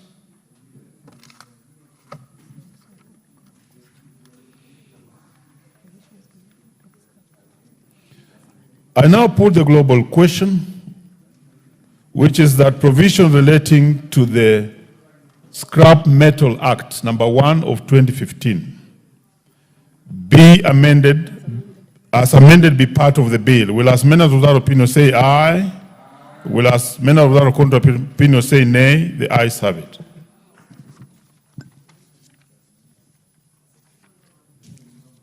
Provisions relating to the National Employment Act number 3 of 2016. Section 2, Section 4, Section 9C, Section 17(2), Section 28(2), Section 31. Honorable members, I propose the question that provisions relating to the National Employment Authority Act 2016, number 3 of 2016, be amended as proposed in sections 2, sections 4, sections 9C, sections 17(2), sections 28(2), sections 31. There being no amendments, honorable members, I proceed to put the question that sections 2, sections 4, 9C, 17(2), 28(2), and 31 be part of the bill. Will as many as without opinion say aye? Will as many as with contrary opinion say nay? The ayes have it. Section 32.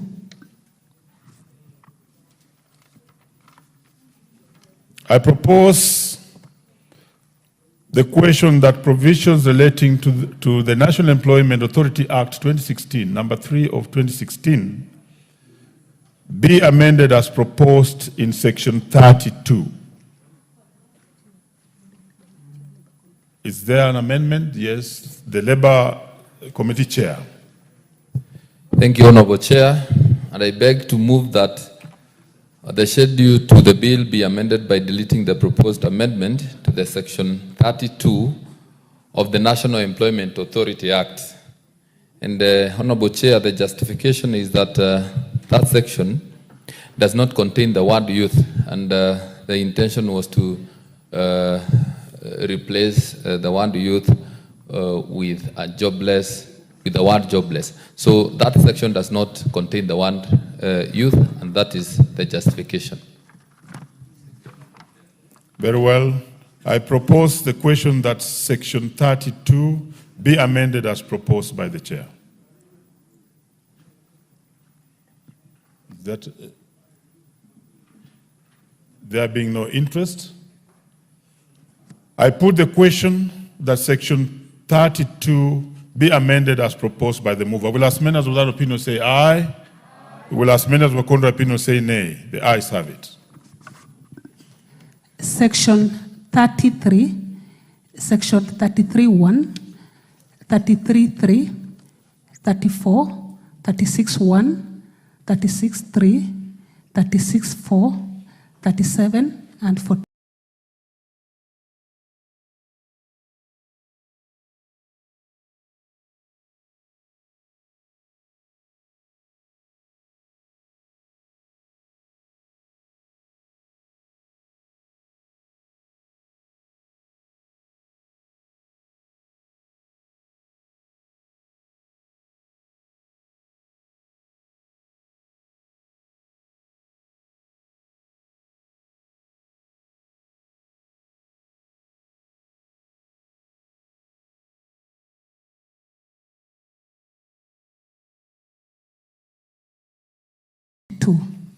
36.3, 36.4, 37, 36.4, 37, and 42 be amended as proposed in the bill. Will as many as of that opinion say aye? Will as many as of the contrary opinion say nay? The ayes have it.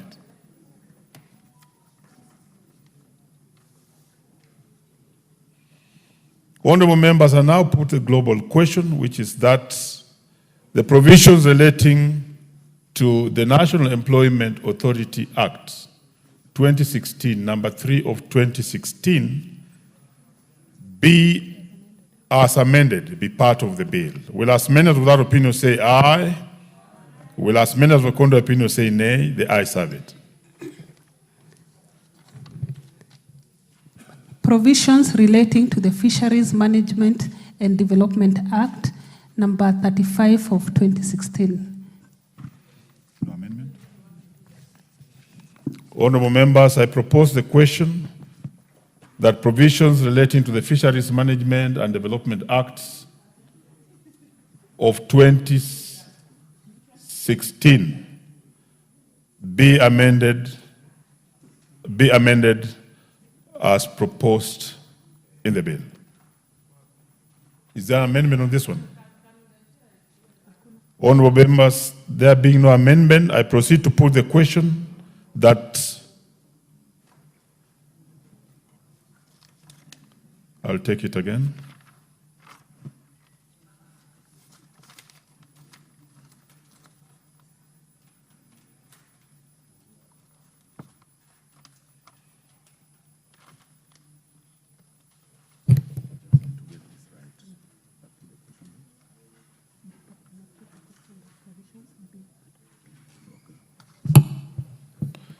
Honorable members, I now put the question that provisions relating to the Fisheries Management and Development Act of 2016 be part of the bill. Will as many as without opinion say aye?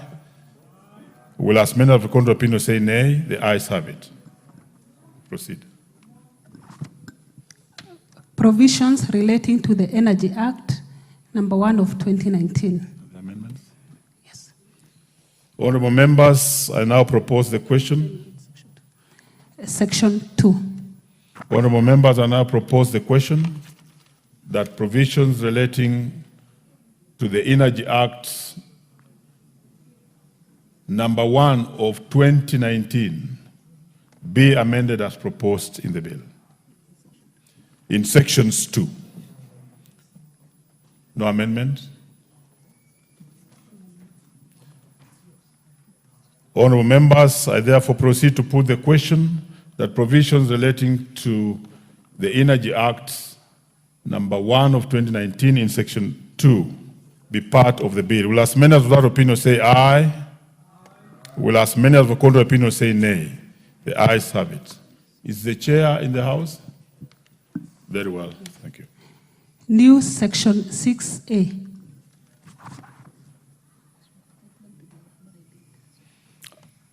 I propose the question that provisions relating to the Energy Act number 1 of 2019 be amended as proposed in section 6A. No amendments. I proceed to put the question that provisions relating to the Energy Act number 1 of 2019 be amended as proposed in section 2A. Will as many as without opinion say aye? Will as many as with contrary opinion say nay? The ayes have it. The chair be awake to these amendments because you are the ones who are guiding us. Section 10. I propose the question that provisions relating to the Energy Act number 1 of 2019 be amended as proposed in section 10. Chair? Okay. Honorable Kawaya is in the house. Thank you. I beg to move that the schedule to the bill be amended by deleting the amendment proposed to section 10 and substituting, therefore, the new amendment. Delete the words "with exception of crude oil" appearing in paragraph 2 And the import of this is that we want to give EPRA the mandate to regulate crude oil. Currently, crude oil is not being regulated. Honorable members, I propose the question that section 10 be amended as proposed by the chair. Yes, the Honorable. Chair, I would just like to get a little more information. As we are going on, I can see a lot of things are passing. But this sounds a very interesting bit that crude oil is now being regulated. It sounds good to me that it should be. But can we just now know what exactly is happening with the crude oil? And where does it come from? What are we using it for? And so it's important for us to know that background. Because in general, it sounds a good thing. That background will help us make the decision. Very well. Chair. Thank you, Chair. You know, currently we have been using refined oil, but you also know we are making a lot of progress with the Turkana oil, so we are going to be having a crude oil of our own. And again, regulation also does not necessarily mean that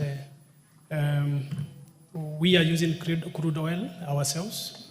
We are likely also to have potential customers who want to use our transit lines, our pipelines to transport the crude oil. There must be some form of regulation for any crude oil arriving in the country.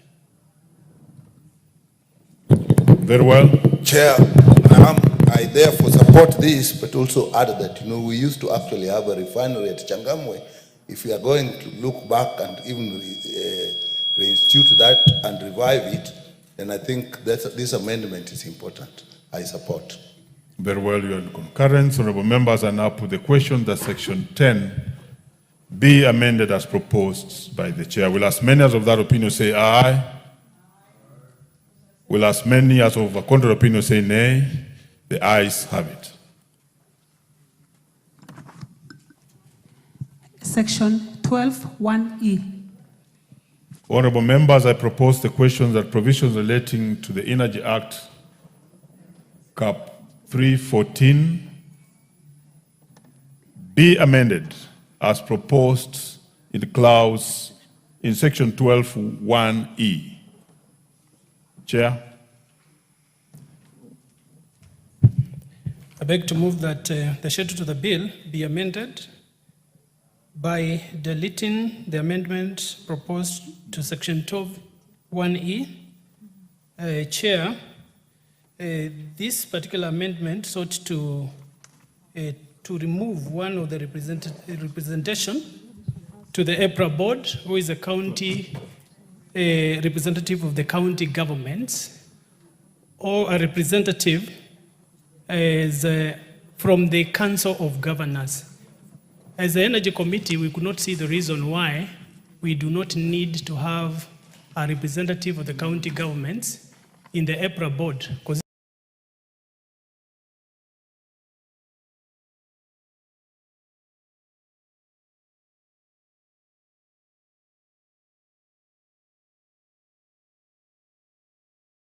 that energy is a be amended as proposed by the chair. Will as many as of that opinion say aye? Will as many as of the contrary opinion say nay? The ayes have it. Section 21. Honorable members, I propose the question that provisions relating to the Energy Act, Cap 314, be amended as proposed in section 21.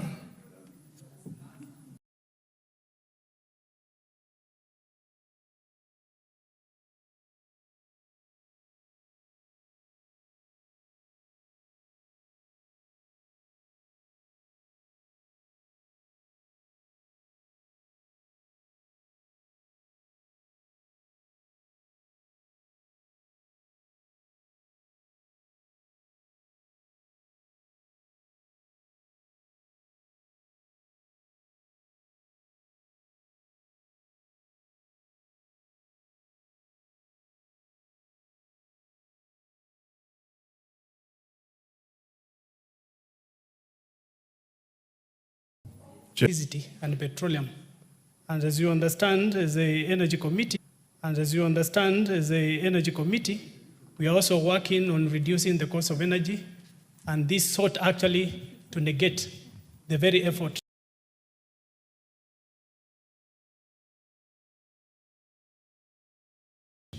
that we are doing, and that's a deletion. And further to that, I think it goes together with section 20.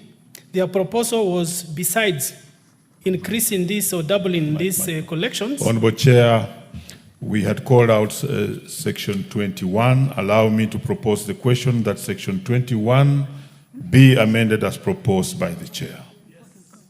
There are many interests here. Yes, Honorable Bowen. Chair, I want to support the chair of the committee. Because at this difficult time, the Honorable Chair, when Kenyans are really struggling with payment of bills, especially the electricity bills, it's very inappropriate for April to increase, from the 0.5 to 1, that's almost 50%.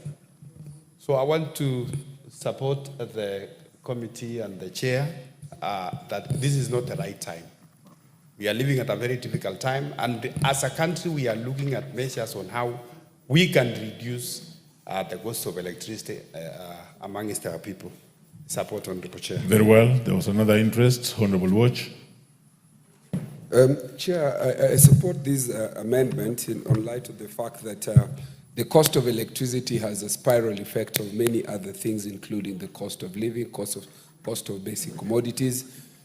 Flagship projects like that the government has expressed itself to be in support of, like manufacturing, trade, investment, are all tied up with the cost of electricity. This includes even investors' migration. Investors have been migrating to neighboring countries because the cost of electricity in neighboring countries compared to Kenya is very, very high. And therefore, an increase in this would actually be increasing the problem rather than reduce it. So I support. Thank you. Finally, Honorable Undo. Honorable Speaker, sometimes we wonder where some of these people live, whether they live in Kenya. They feel the pain that Kenyans go through to have even proposed a deletion to take it to 1%, which would have increased the cost of electricity, considering that Kenya is rated as one of the countries that has the highest cost of electricity. So I totally support the committee on that proposed amendment. Thank you, Chair. Honorable members, I now put the question that sections 21 be amended as proposed by the Chair. Will as many as of that opinion say aye? Aye. Will as many as of contrary opinion say nay? The ayes have it.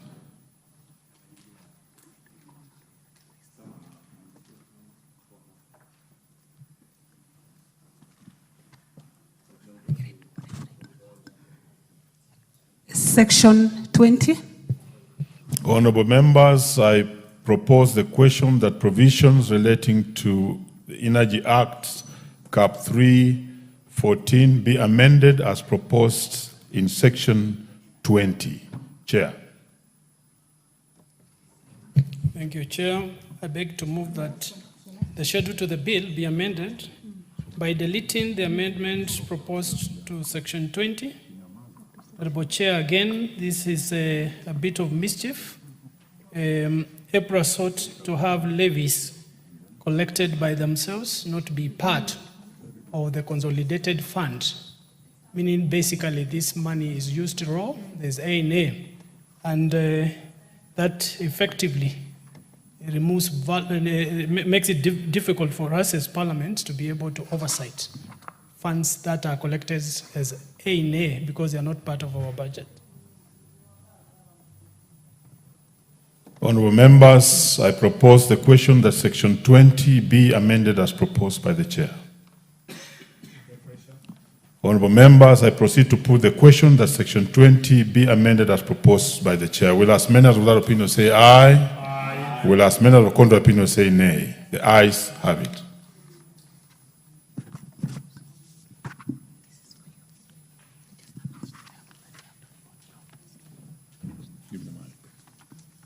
Honorable members, As earlier on directed by the Speaker, the House was to resume at 5 to deal with matters relating to SHA and SHIF. And therefore, honorable members, at this particular juncture, would have to report progress.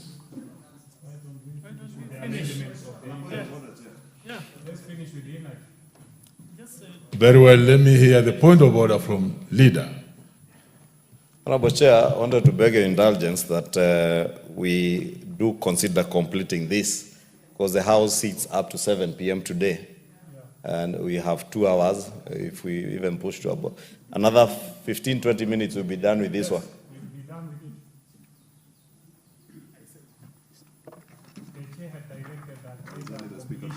You know, honorable members, the Speaker directed, and therefore let me do some consultations.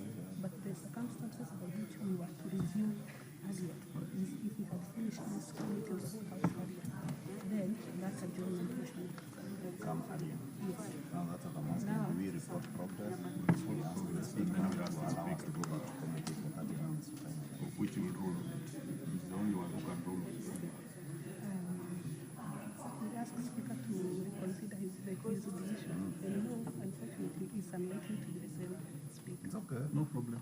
Speaker is speaker. Speaker is that seat. So, let's push it a little. No, this is post progress. So you confuse us. You confuse us. This is not progress. It's okay. We have concerns.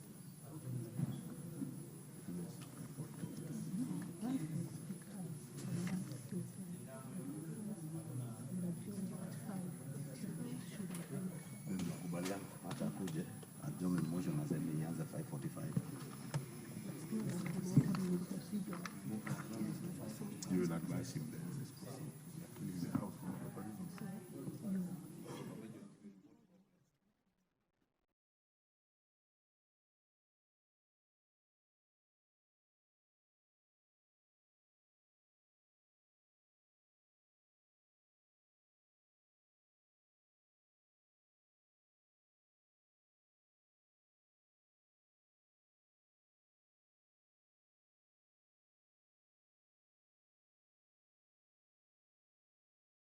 Very well.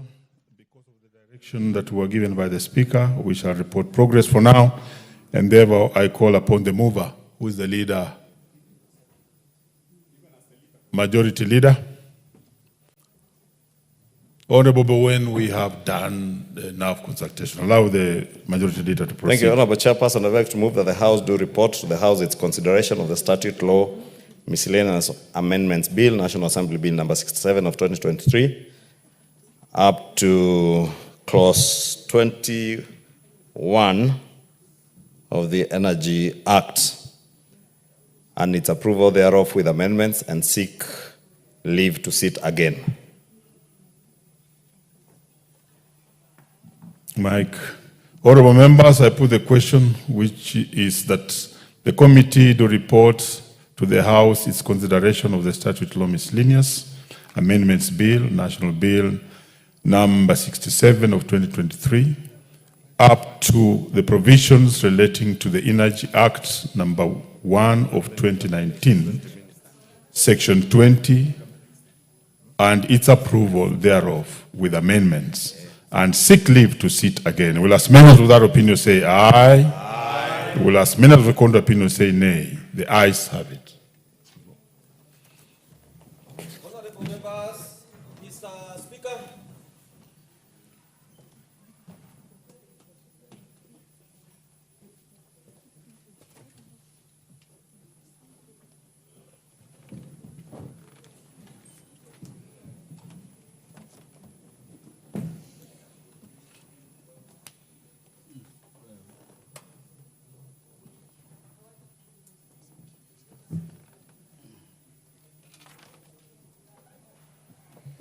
Chairperson to report.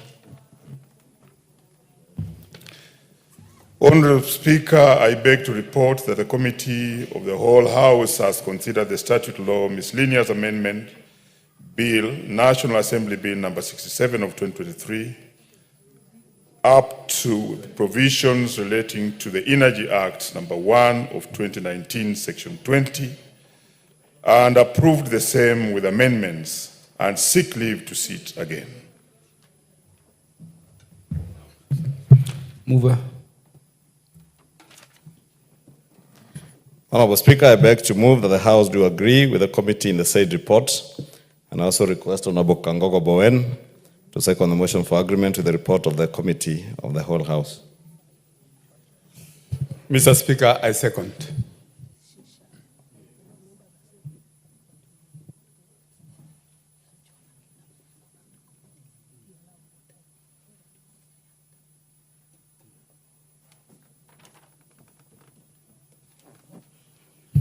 Honorable members, I propose the question, which is that the House do agree with the committee in the said report.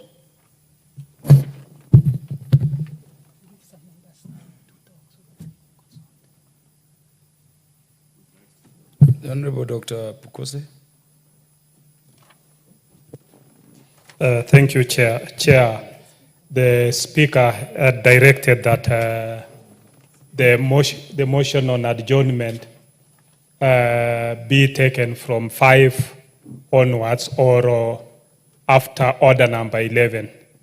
In view of the process that we are undertaking in terms of the Committee of the Whole House, where we were in the mid of concluding on the amendments by the Chair Committee on Energy, I request that Chair, in your intelligence, using order number 1, that you allow us to conclude that business, and then we can seek leave to deliberate on the motion by the member for Rangwe, so that for 45 minutes, just 45 minutes, and we'll be through. Honorable Chair, I seek your intelligence. Honorable Beatrice Elaji.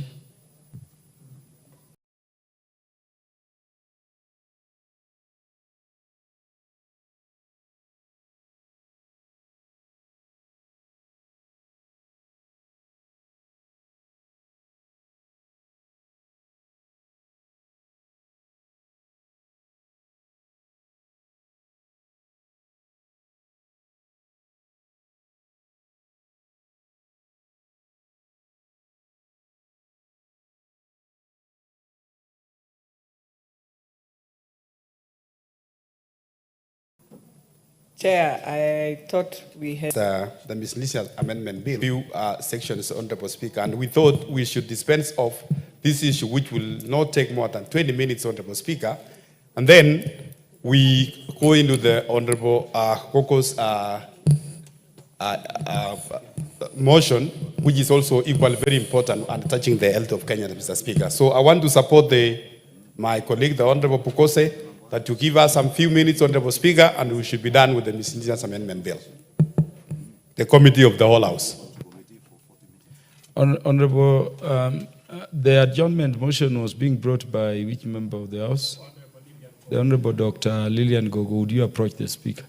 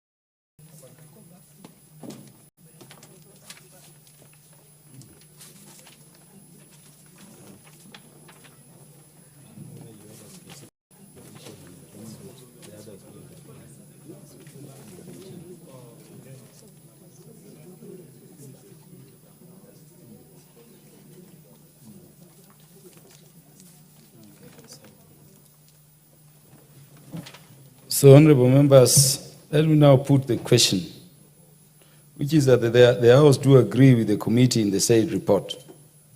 Will as many as are of that opinion say aye? Aye. Will as many as are of a contrary opinion say nay? The ayes have it.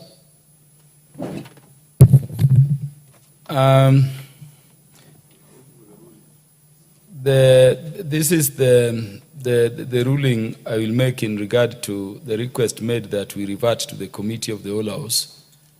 I've consulted the Honorable Dr. Lilian Gogo following the direction by the Speaker that we would be adjourning at 5 to see how best we can accommodate the ongoing parliamentary business against the adjournment motion, which ought to have started, by the way, at 5.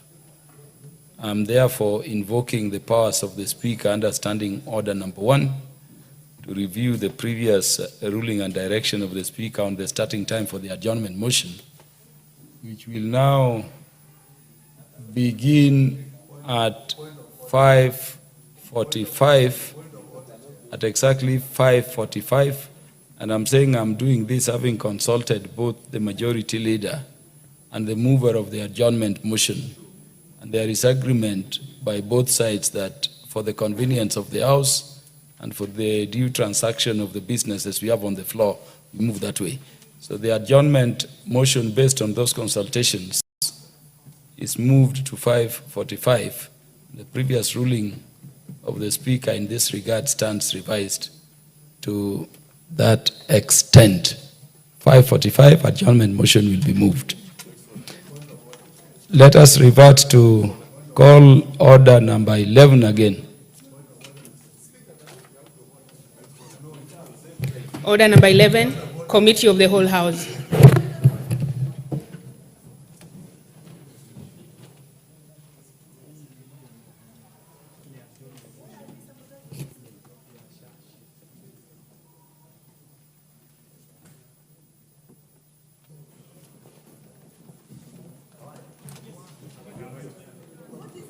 Honorable members, thank you. We go back to the Committee of the Whole on the Statute Law Miscellaneous Amendment Bill, National Assembly Bill number 67 of 2023, and we had progressed up to sections 20 of the Energy Act Cap 314. And honorable members, Chair, we can move faster than we were doing. So we proceed. Provisions relating to the Energy Act, Cap 314. Honorable members, I propose the question that provisions relating to the Energy Act, Cap 314. Okay, let's take it again so that we get the section.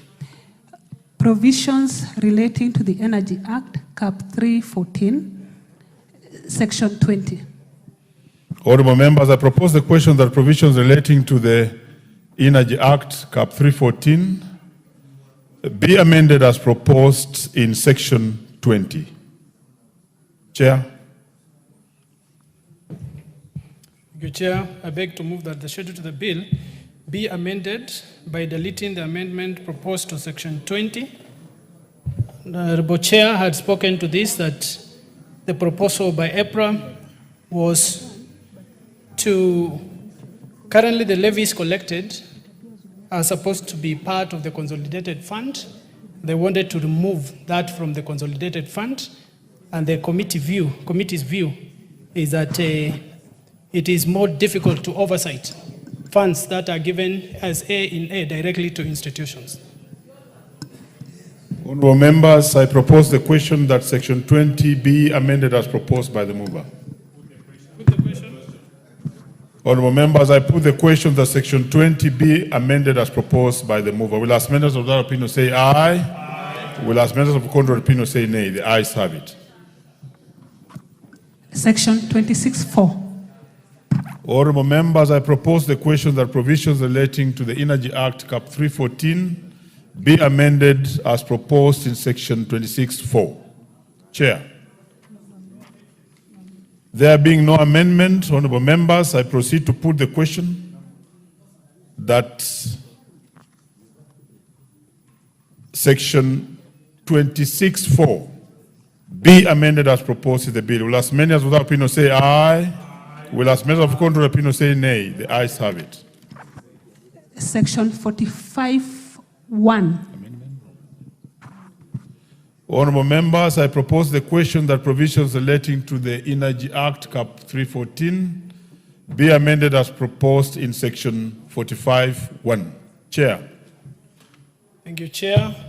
I beg to move that the schedule to the bill be amended by deleting the amendment proposed to section 45(1). Honorable Chair, currently the CEO, Rerek, serves as the secretary to the board. This particular amendment sought to remove the CEO as the secretary to the board and give the board powers to appoint anybody to serve as a secretary, which we find mischievous. Very well. I propose the question that section 45(1) be amended as proposed by the chair. I now put the question that section 45(1) be amended as proposed by the chair. Will as many of that opinion say aye? Aye. Will as many of the contrary opinion say nay? The ayes have it. Section 45(1)(e). Honorable members, I propose the question that provisions relating to the Energy Act Cap 314 be amended as proposed in section 45(1)(e). Chair. I beg to move that the schedule to the bill be amended by deleting the word 7 appearing in the amendment proposed to section 45(1)(e) of the Energy Act, Cap 314, and substituting therefore the word 4. Members, again, REREC sought to increase the membership of their directors appointed by the Cabinet Secretary from 4 to 7. Meaning basically total number is 7. 3 currently are being appointed by the Council of Governors. They wanted to take everything. And we felt that since the representation by the Council of Governors is currently 4, while by the CS is 3, we are going to swap so that we have 4 from the CS and 3 from the Council of Governors. This will also speak to the next amendment. I propose the question that section 45(1)(e) be amended as proposed by the chair. Yes, Majority Leader. Honorable Speaker, let me thank the chair and support that particular amendment, because the chair did also not mention that this would be against the Mwongozo policy, because that would have moved the board membership from 9 to almost 11 members or 12 or way above the 9 recommended under the Mwongozo policy. Therefore, I support, and also it's also important that since the Cabinet Secretary in charge of energy is a person who has a lot more business to do than the Council of Governors, it's only right that we allow the CS to nominate 4 people and the Council of Governors nominates 3. Very well, honorable members, I put the question that section 45(1)(e) be amended as proposed by the chair. Will as many of that opinion say aye? Aye. Will as many of the contrary opinion say nay? The ayes have it. Section 45(1)(f). Honorable members, I propose the question that provisions relating to the Energy Act Cap 314 be amended as proposed in sections 45(1)(f). Chair. I beg to move that the schedule to the bill be amended by deleting the amendment proposed to section 45(1)(f) of the Energy Act, Cap 314, and substituting therefore the following new amendment. Delete the word "for" appearing in paragraph F and substitute therefore the word 3. Again, if you look at it carefully, we've just swapped the membership by the CS to 4, which was initially 3, and from the Council of Governors to 3, which was initially 4. I propose the question that sections 45(1)(f) be amended as proposed by the chair. Honorable members, I put the question that section 45(1)(f) be amended as proposed by the chair. Will as many as of that opinion say aye? Aye. Will as many as of the contrary opinion say nay? The ayes have it.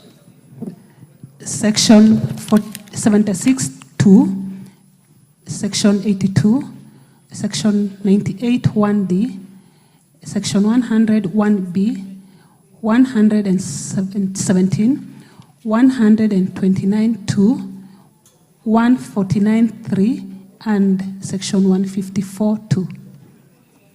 Honorable members, I propose the question that provisions relating to the Energy Act, Cap 314, be amended as proposed in sections 76(2), 82, 98(1)(d), 100(1)(b), 117, 129(2), 149(3), 154(2). There being no amendments, honorable members, I now put the question that sections 76(2), 82, 98(1)(d), 100(1)(b), 117, 129(2), 149(3), and 154(2) as amended be part of the bill. Will as many as without opinion say aye? Aye. Will as many as without contrary opinion say nay? The ayes have it. Section 166(3). Honorable members, I propose the question that provisions related to the energy ended in section 166(3). Chair.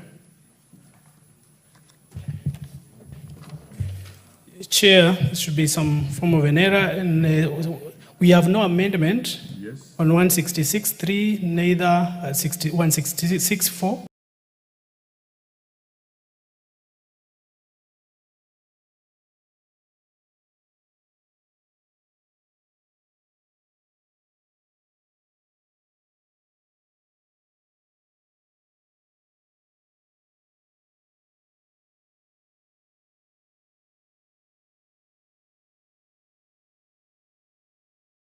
Yes. Neither 167(1).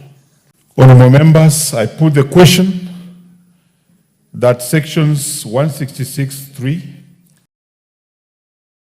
sections 166(4), and section 167. Could you confirm, Chair, that the amendments are not only in the first two? Even 167(1). Okay, I'll take it again.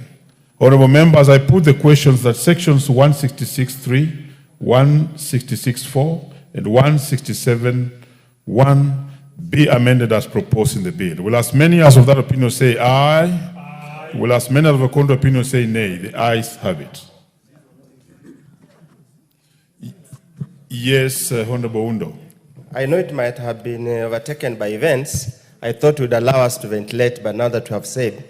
Honorable Speaker, if you look at the order paper, they providing for deletion. They have amendment on 166(3), 166(4), and 167(1). Honorable Speaker, but I hope the chair is listening. Can you seek, I want to seek the indulgence of the chair to listen. Chair. Energy. But you are very well set. Majority Leader be there because listen to this. Chair. What is being said by Honorable Ondo. Chair, on the order paper, they have amendments to section 1, clause 166.3, 166.4, and 167.1. Is it the contentious or is it the pronouncement of the chair that the amendments have been dropped? Or what is it are we talking about? It needs to go on record. Have they been dropped? It needs to go on record because there are no amendments. It's not the same as saying the amendments have been dropped. Thank you, Honorable Oundo. Chair, could you go on record? The amendments have been dropped. Very well, we proceed, and thank you. We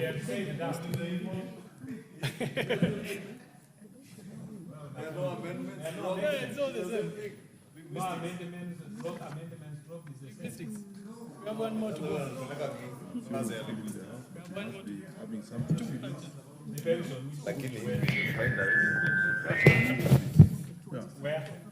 Mike, we proceed.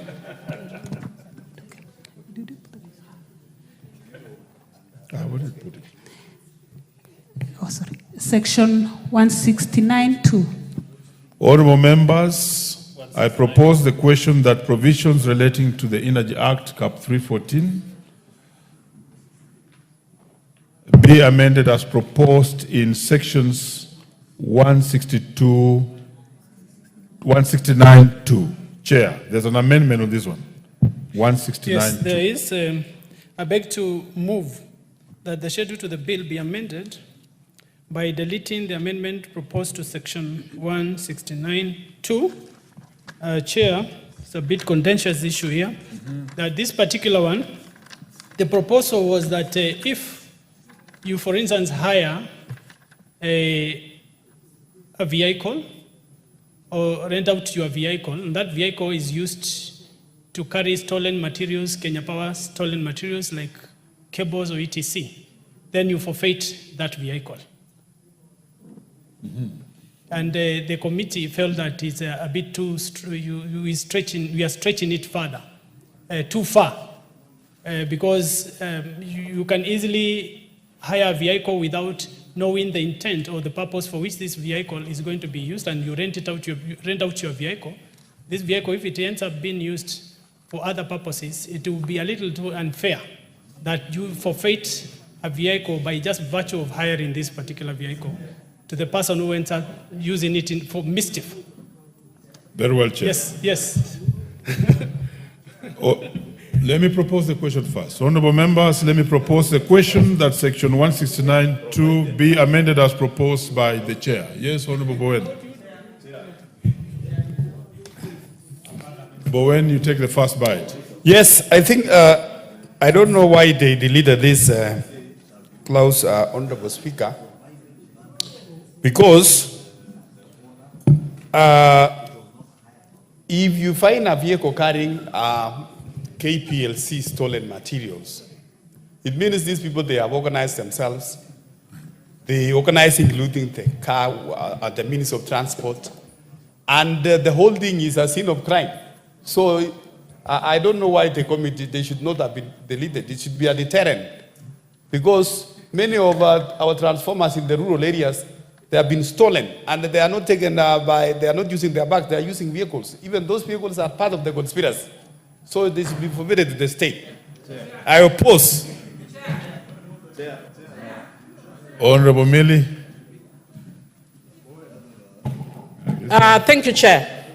Chair, even though I want to agree with Honorable Bowen that a lot of our communities are suffering because of the way people are stealing all our transformers and all that. But it would be really punitive if you were to punish the person who has hired out their vehicles. Because when you are letting out your vehicle, you don't, they don't tell you we are going to use your vehicle to steal. So really, what if you, in good faith, you give out your vehicle and then somebody uses your vehicle to steal?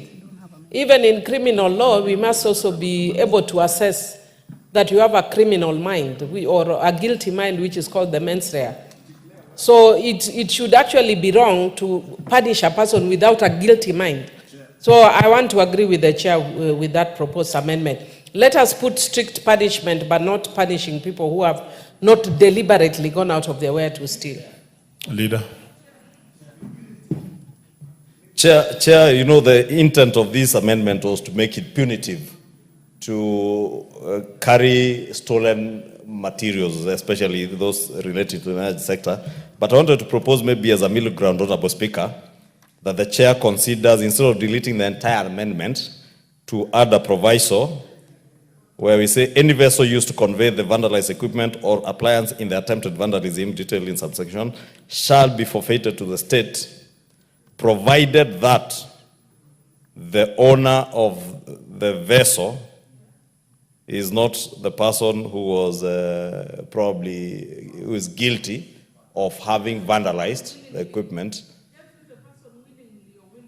So that we have a proviso, Honorable Speaker, so that we also don't encourage people, because the intent of this amendment, Honorable Speaker, is to discourage even people who lease out their cars for transportation, but may not know what they are transporting. But also, Honorable Speaker, we also need, in view of what the committee is saying, to protect other innocent people, including yourselves, who your driver may take your car and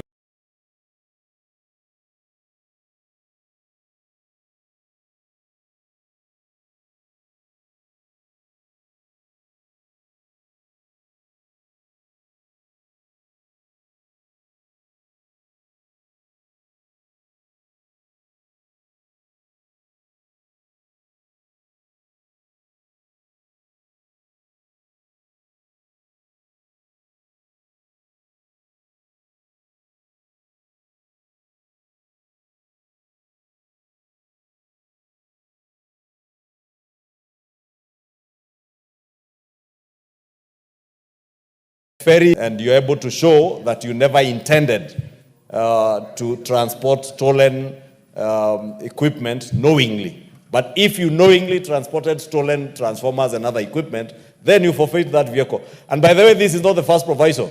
Under the KWS Act, if you transport poached animals, you forfeit your vehicle. What was your vehicle doing in a game park? Ferrying elephant tusks. You forfeit the vehicle. If you slaughter antelopes in the game reserves, it is there. So we just need to correct it to have a similar proviso that is punitive and discouraging people from ferrying stolen goods. The Honorable Masse, as the Honorable Masse speaks on this, Chair. Thank you. Order, Honorable Masse, could you consider then coming with a middle level? But let's hear Honorable Masse's contribution. Thank you, Very Chair. briefly, 1 minute. Thank you, Chair. Chair, I want to support the position of the committee. Whereas I agree this is a very serious offense, and I must reiterate that the offenders, the thieves, must be punished, and there should be a serious clause for punishing the thieves. Because, Honorable Chair, I'm just from my constituency. So many cables have been stolen and my people are in darkness. So we cannot allow this to continue. Those who are stealing cables must be punished. You have made your point. But we should not punish innocent owners of transport. You have made your point, Honorable Cliff. Honorable Speaker, Gisairu. because even your vehicle can be hijacked and used to transport this cable. You made your point. Gisairu.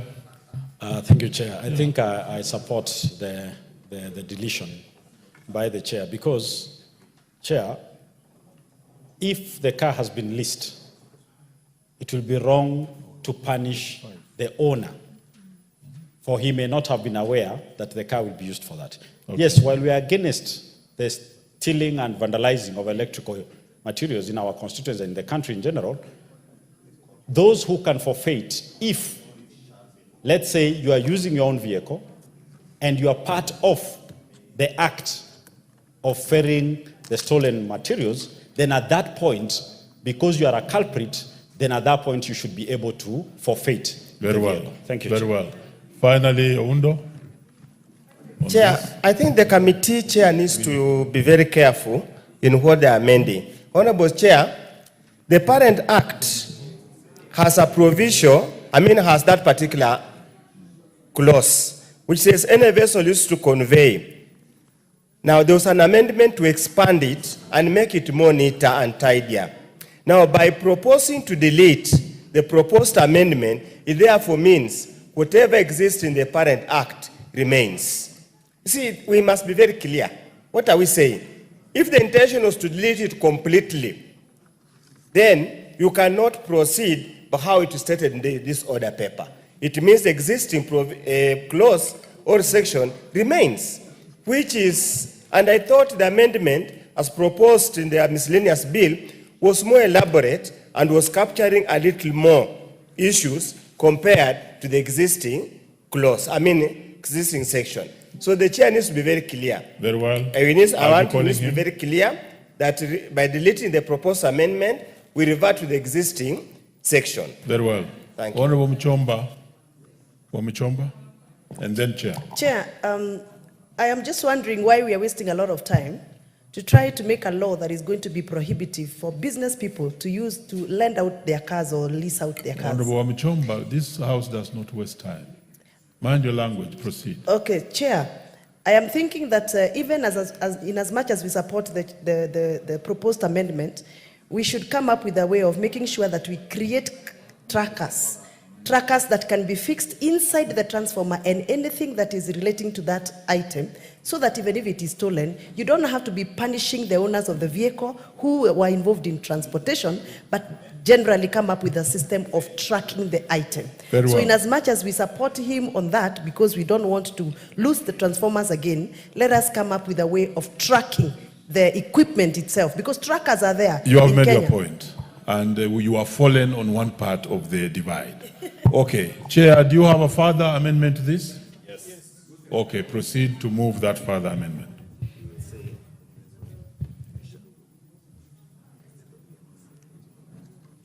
And that means, honorable members, you have been heard.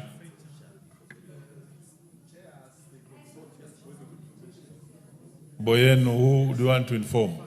Inform the House, Mr. Speaker, that even as we encourage our transporters, Mr. Speaker, Mr. Chair, it is good for them also that before they lease out their trucks, they need to understand what they are hired for. So that we need to have, as a country or the Association of Transporters, they should have a kind of a form. If I hire your vehicle, you need to tell me, what am I going to carry your vehicle? Very well. So that now, I don't say I'm going to carry cabbages or vegetables, and then I'm going to carry a transformer from a village. Honorable Bowen, that's enough. You are only informing the House because we had a gap. Now, Chair, could we get your further amendment? We had exhausted that bit, my two honorable members. I see you clearly, but we had actually finished with that business. Chair. So thank you, Chair. It's a further amendment on section 169(2).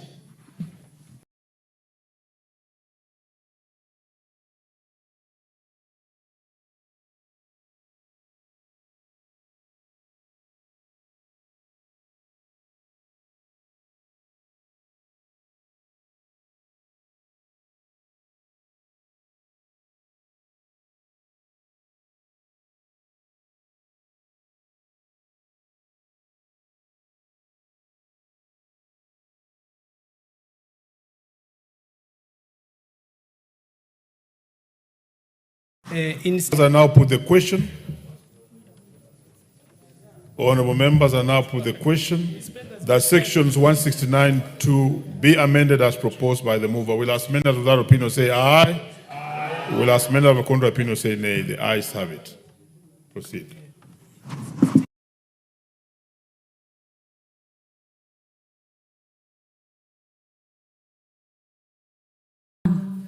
Honorable members, I propose the questions and provisions relating to the Energy Act Cap 314 be amended as proposed in sections 187, 199(1), 208(1). Honorable members, there being no amendments to this one, I proceed to put the question that sections 187, 199(1), 208(1) be amended as proposed in the bill. Will as many as without opinion say aye? Aye. Will as many as with contrary opinion say nay? The ayes have it. Section 216(1). Honorable members, I propose the question that provisions relating to the Energy Act Cap 314 be amended as proposed in section 216(1). Chair. Chair, I wish to drop that particular amendment. And therefore, what does that mean? Because I know you will get a question from Honorable Undo. Proceed. Yeah, the Act establishes a fund called the Consolidated Energy Fund. The proposed amendment was to delete the word consolidated. It is erroneously put as a part of the committee amendments because we agree with the ministry, because the word consolidated brings about confusion from the consolidated fund from the perspective of Treasury.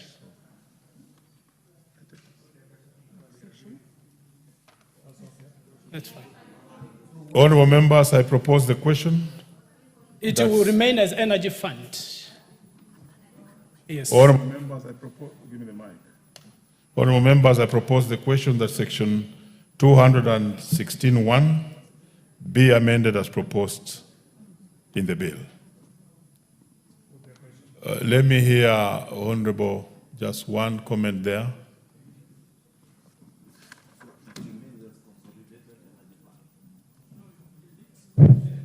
Thank you, Chair. I support the Chairman on that amendment that we call it Energy Fund instead of Consolidated Fund. Thank you, Chair.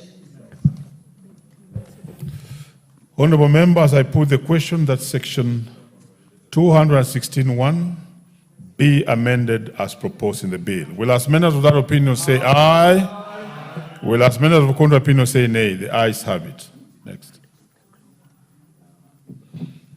Honorable members, I now put the global question, which is that provisions relating to the Energy Act Cap 314 as amended be part of the bill. Will as many as without opinion say aye? Aye. Will as many as with contrary opinion say nay? The ayes have it. Provisions relating to the Private Partnership Act, number 2021, number 14 of 2021. Sections? Sections 29(3), 48(2), 55(4), 73(7), and 75(5). Honorable members, I propose the question that provisions relating to the Private Partnerships Act 2021, number 14 of 2021, be amended in sections 29(3), section 48(2), section 55(4), section 73(7), and section 75(5). Honorable members, there being no amendments, I put the question that sections 29(3), section 48(2), section 55(4), section 73(7), and section 75(5) be amended as proposed in the bill. Will as many as without opinion say aye? Aye. Will as many as with contrary opinion say nay? The ayes have it.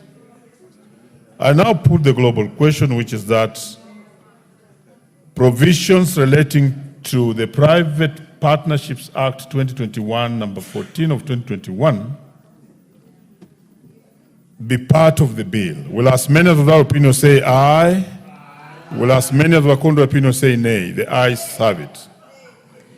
Provisions relating to the Parliamentary Service Act, number 22 of 2019, sections 3, 5, and 18. Honorable members, I now propose the question that provisions relating to the Parliamentary Service Act, number 22 of 2019, be amended as proposed in sections 3, sections 5, and section 18. There being no amendments, honorable members, I proceed to put the question that sections 3, sections 5 and sections 18 be amended as proposed in the bill. Will as many as without opinion say aye? Will as many as with contrary opinion say nay? The ayes have it. I proceed to put the global question, which is that provisions relating to the Parliamentary Service Act number 22 of 2019 as amended be part of the bill. Will as many as without opinion say aye? Will as many as with contrary opinion say nay? The ayes have it. Provisions relating to the Judicial Service Act number 1 of 2011.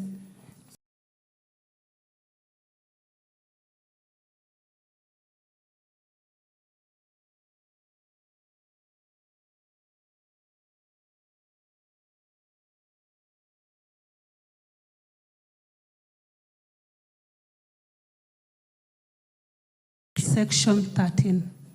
Honorable members, I propose the question that provisions relating to the Judiciary Service Act number 1 of 2011 be amended as proposed in new section 13.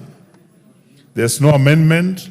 I proceed to put the question that provisions relating to the Judicial Service Act number 1 of 2011, new section 13 be part of the bill. Will as many as without opinion say aye? Will as many as with contrary opinion say nay? The ayes have it. I now put the global question that provisions relating to the Judicial Service Act number 1 of 2011 be part of the bill. Will as many as without opinion say aye? Will as many as with contrary opinion say nay? The ayes have it. Title. I propose the question that the title be the title of the bill. Will as many as without opinion say aye? Will as many as with contrary opinion say nay? The ayes have it. Clause 1. I propose the question that clause 1 be the clause of the bill. I now put the question that clause 1 be part of the bill. Will as many as of that opinion say aye? Will as many of contrary opinion say nay? The ayes have it. Honorable members, that's the end as the Speaker had instructed, and the time now being just 1 minute to 5:45. Mover. Honorable Chairperson, I beg to move that the committee do report to the House its consideration of the Statute Law Miscellaneous Amendments Bill, National Assembly Bill number 67 of 2023, and its approval thereof with amendments. Honorable members, I put the question, which is that the committee do report to the House its consideration of the Statute Law Miscellaneous Amendments Bill, National Assembly Bill number 67 of 2023, and its approval thereof with amendments. Will as many as without opinion say aye? Will as many as with contrary opinion say nay? The ayes have it. Honorable members, Mr. Speaker.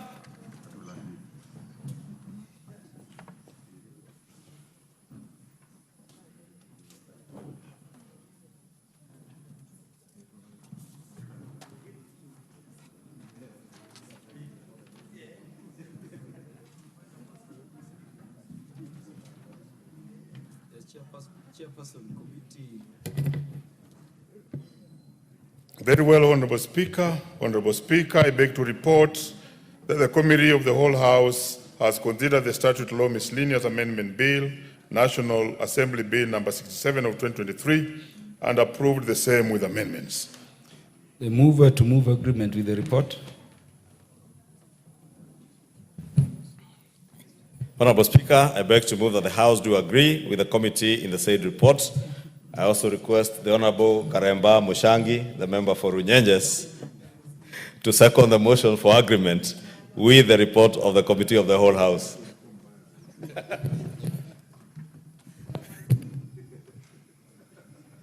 Thank you, Honorable Speaker. I second.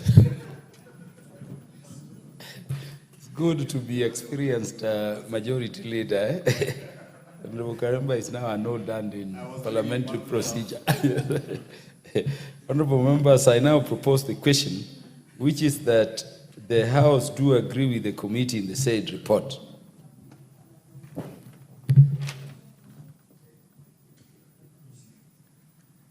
The Honorable Millie Odhiambo, the minority whip, wants to speak to this.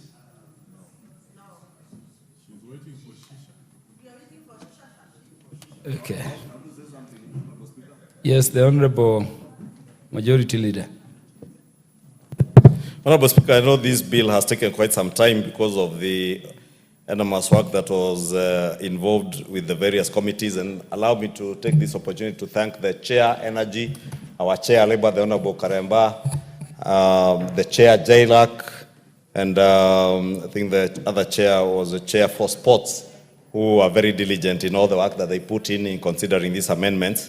Honorable Speaker, particularly allow me, Honorable Speaker, to now tell our judicial officers, Honorable Speaker, that in accordance with the mandate that was conferred to the Judicial Service Commission by Articles 172, 1B, and 251D of our Constitution, the Commission can now review and determine the nature of transport facilitation and the rates of reimbursement of daily subsistence of expended by judicial officers, from judges, other judiciary staff, Honorable Speaker. And you know, our judiciary and judicial officers, including our judges, all the way from the judges of the High Court to judicial officers in lower courts, all the way to magistrates, have suffered for some time because they have been subjected to the vagaries of the Salaries and Remuneration Commission, Honorable Speaker. But in accordance with the provisions of the articles I've mentioned, Articles 172, 1B, and 252, 1D, the Judicial Service Commission now can review and determine what facilitation befits a judge of the Supreme Court, what facilitation befits a magistrate in a far-flung corner of our country where the road network is not very good and they are not being facilitated by the state to serve the people that they are serving in those jurisdictions. And with the amendments in this miscellaneous statutes amendment bill, Honorable Speaker, it will now be possible for the Judicial Service Commission to do that, to facilitate the efficient working and delivery of justice to Kenyans across the country. Of course, I hear whispers about what about members of parliament. The Parliamentary Service Commission, Honorable Speaker, does the same. It determines the remuneration or the facilitation to be able to facilitate your movement. But probably I should take this opportunity, Honorable Speaker, to remind the Parliamentary Service Commission that those members of parliament from Nairobi and areas surrounding Nairobi, like Kikuyu constituency, those from Machakos, those from Murang'a, those from Kiambu, and parts of Kajiado, Honorable Speaker, are still not being facilitated, and they also spend a lot of their resources to attend to their constituents, and therefore, Honorable Speaker, the Parliamentary Service Commission and our commissioners, they are those commissioners we elected in this House, particularly, Honorable Speaker, and we told them part of their core responsibility will be ensure that there is equity in the facilitation of transportation of members of parliament. We are in the third year of this House, Honorable Speaker, and we are serving them notice that they must meet the expectations of those members of parliament who are from the vicinity of parliament or constituencies and counties that are nearer Nairobi, Honorable Speaker, so that there is equity, Honorable Speaker. And with those many remarks, I support and thank honorable members for your commitment to be here up to this time in support of this bill. Thank you, Honorable Speaker. Honorable members, under our standing orders, adjournment motions have to be moved when the time directed by the Speaker comes. That was to be about 4:45. I gave opportunity to the Majority Leader because of his position in the House. Would you give the mic to the mover of the adjournment motion to move? The Honorable Dr. Lillian Gogo, the MP for Rangwe. Adjournment of the House to discuss the implementation of the Social Health Insurance Fund. Dr. Lillian Gogo. Thank you so much, Honorable Speaker and honorable colleagues, for coming to discuss this matter that is of national importance. Honorable Speaker, healthcare is a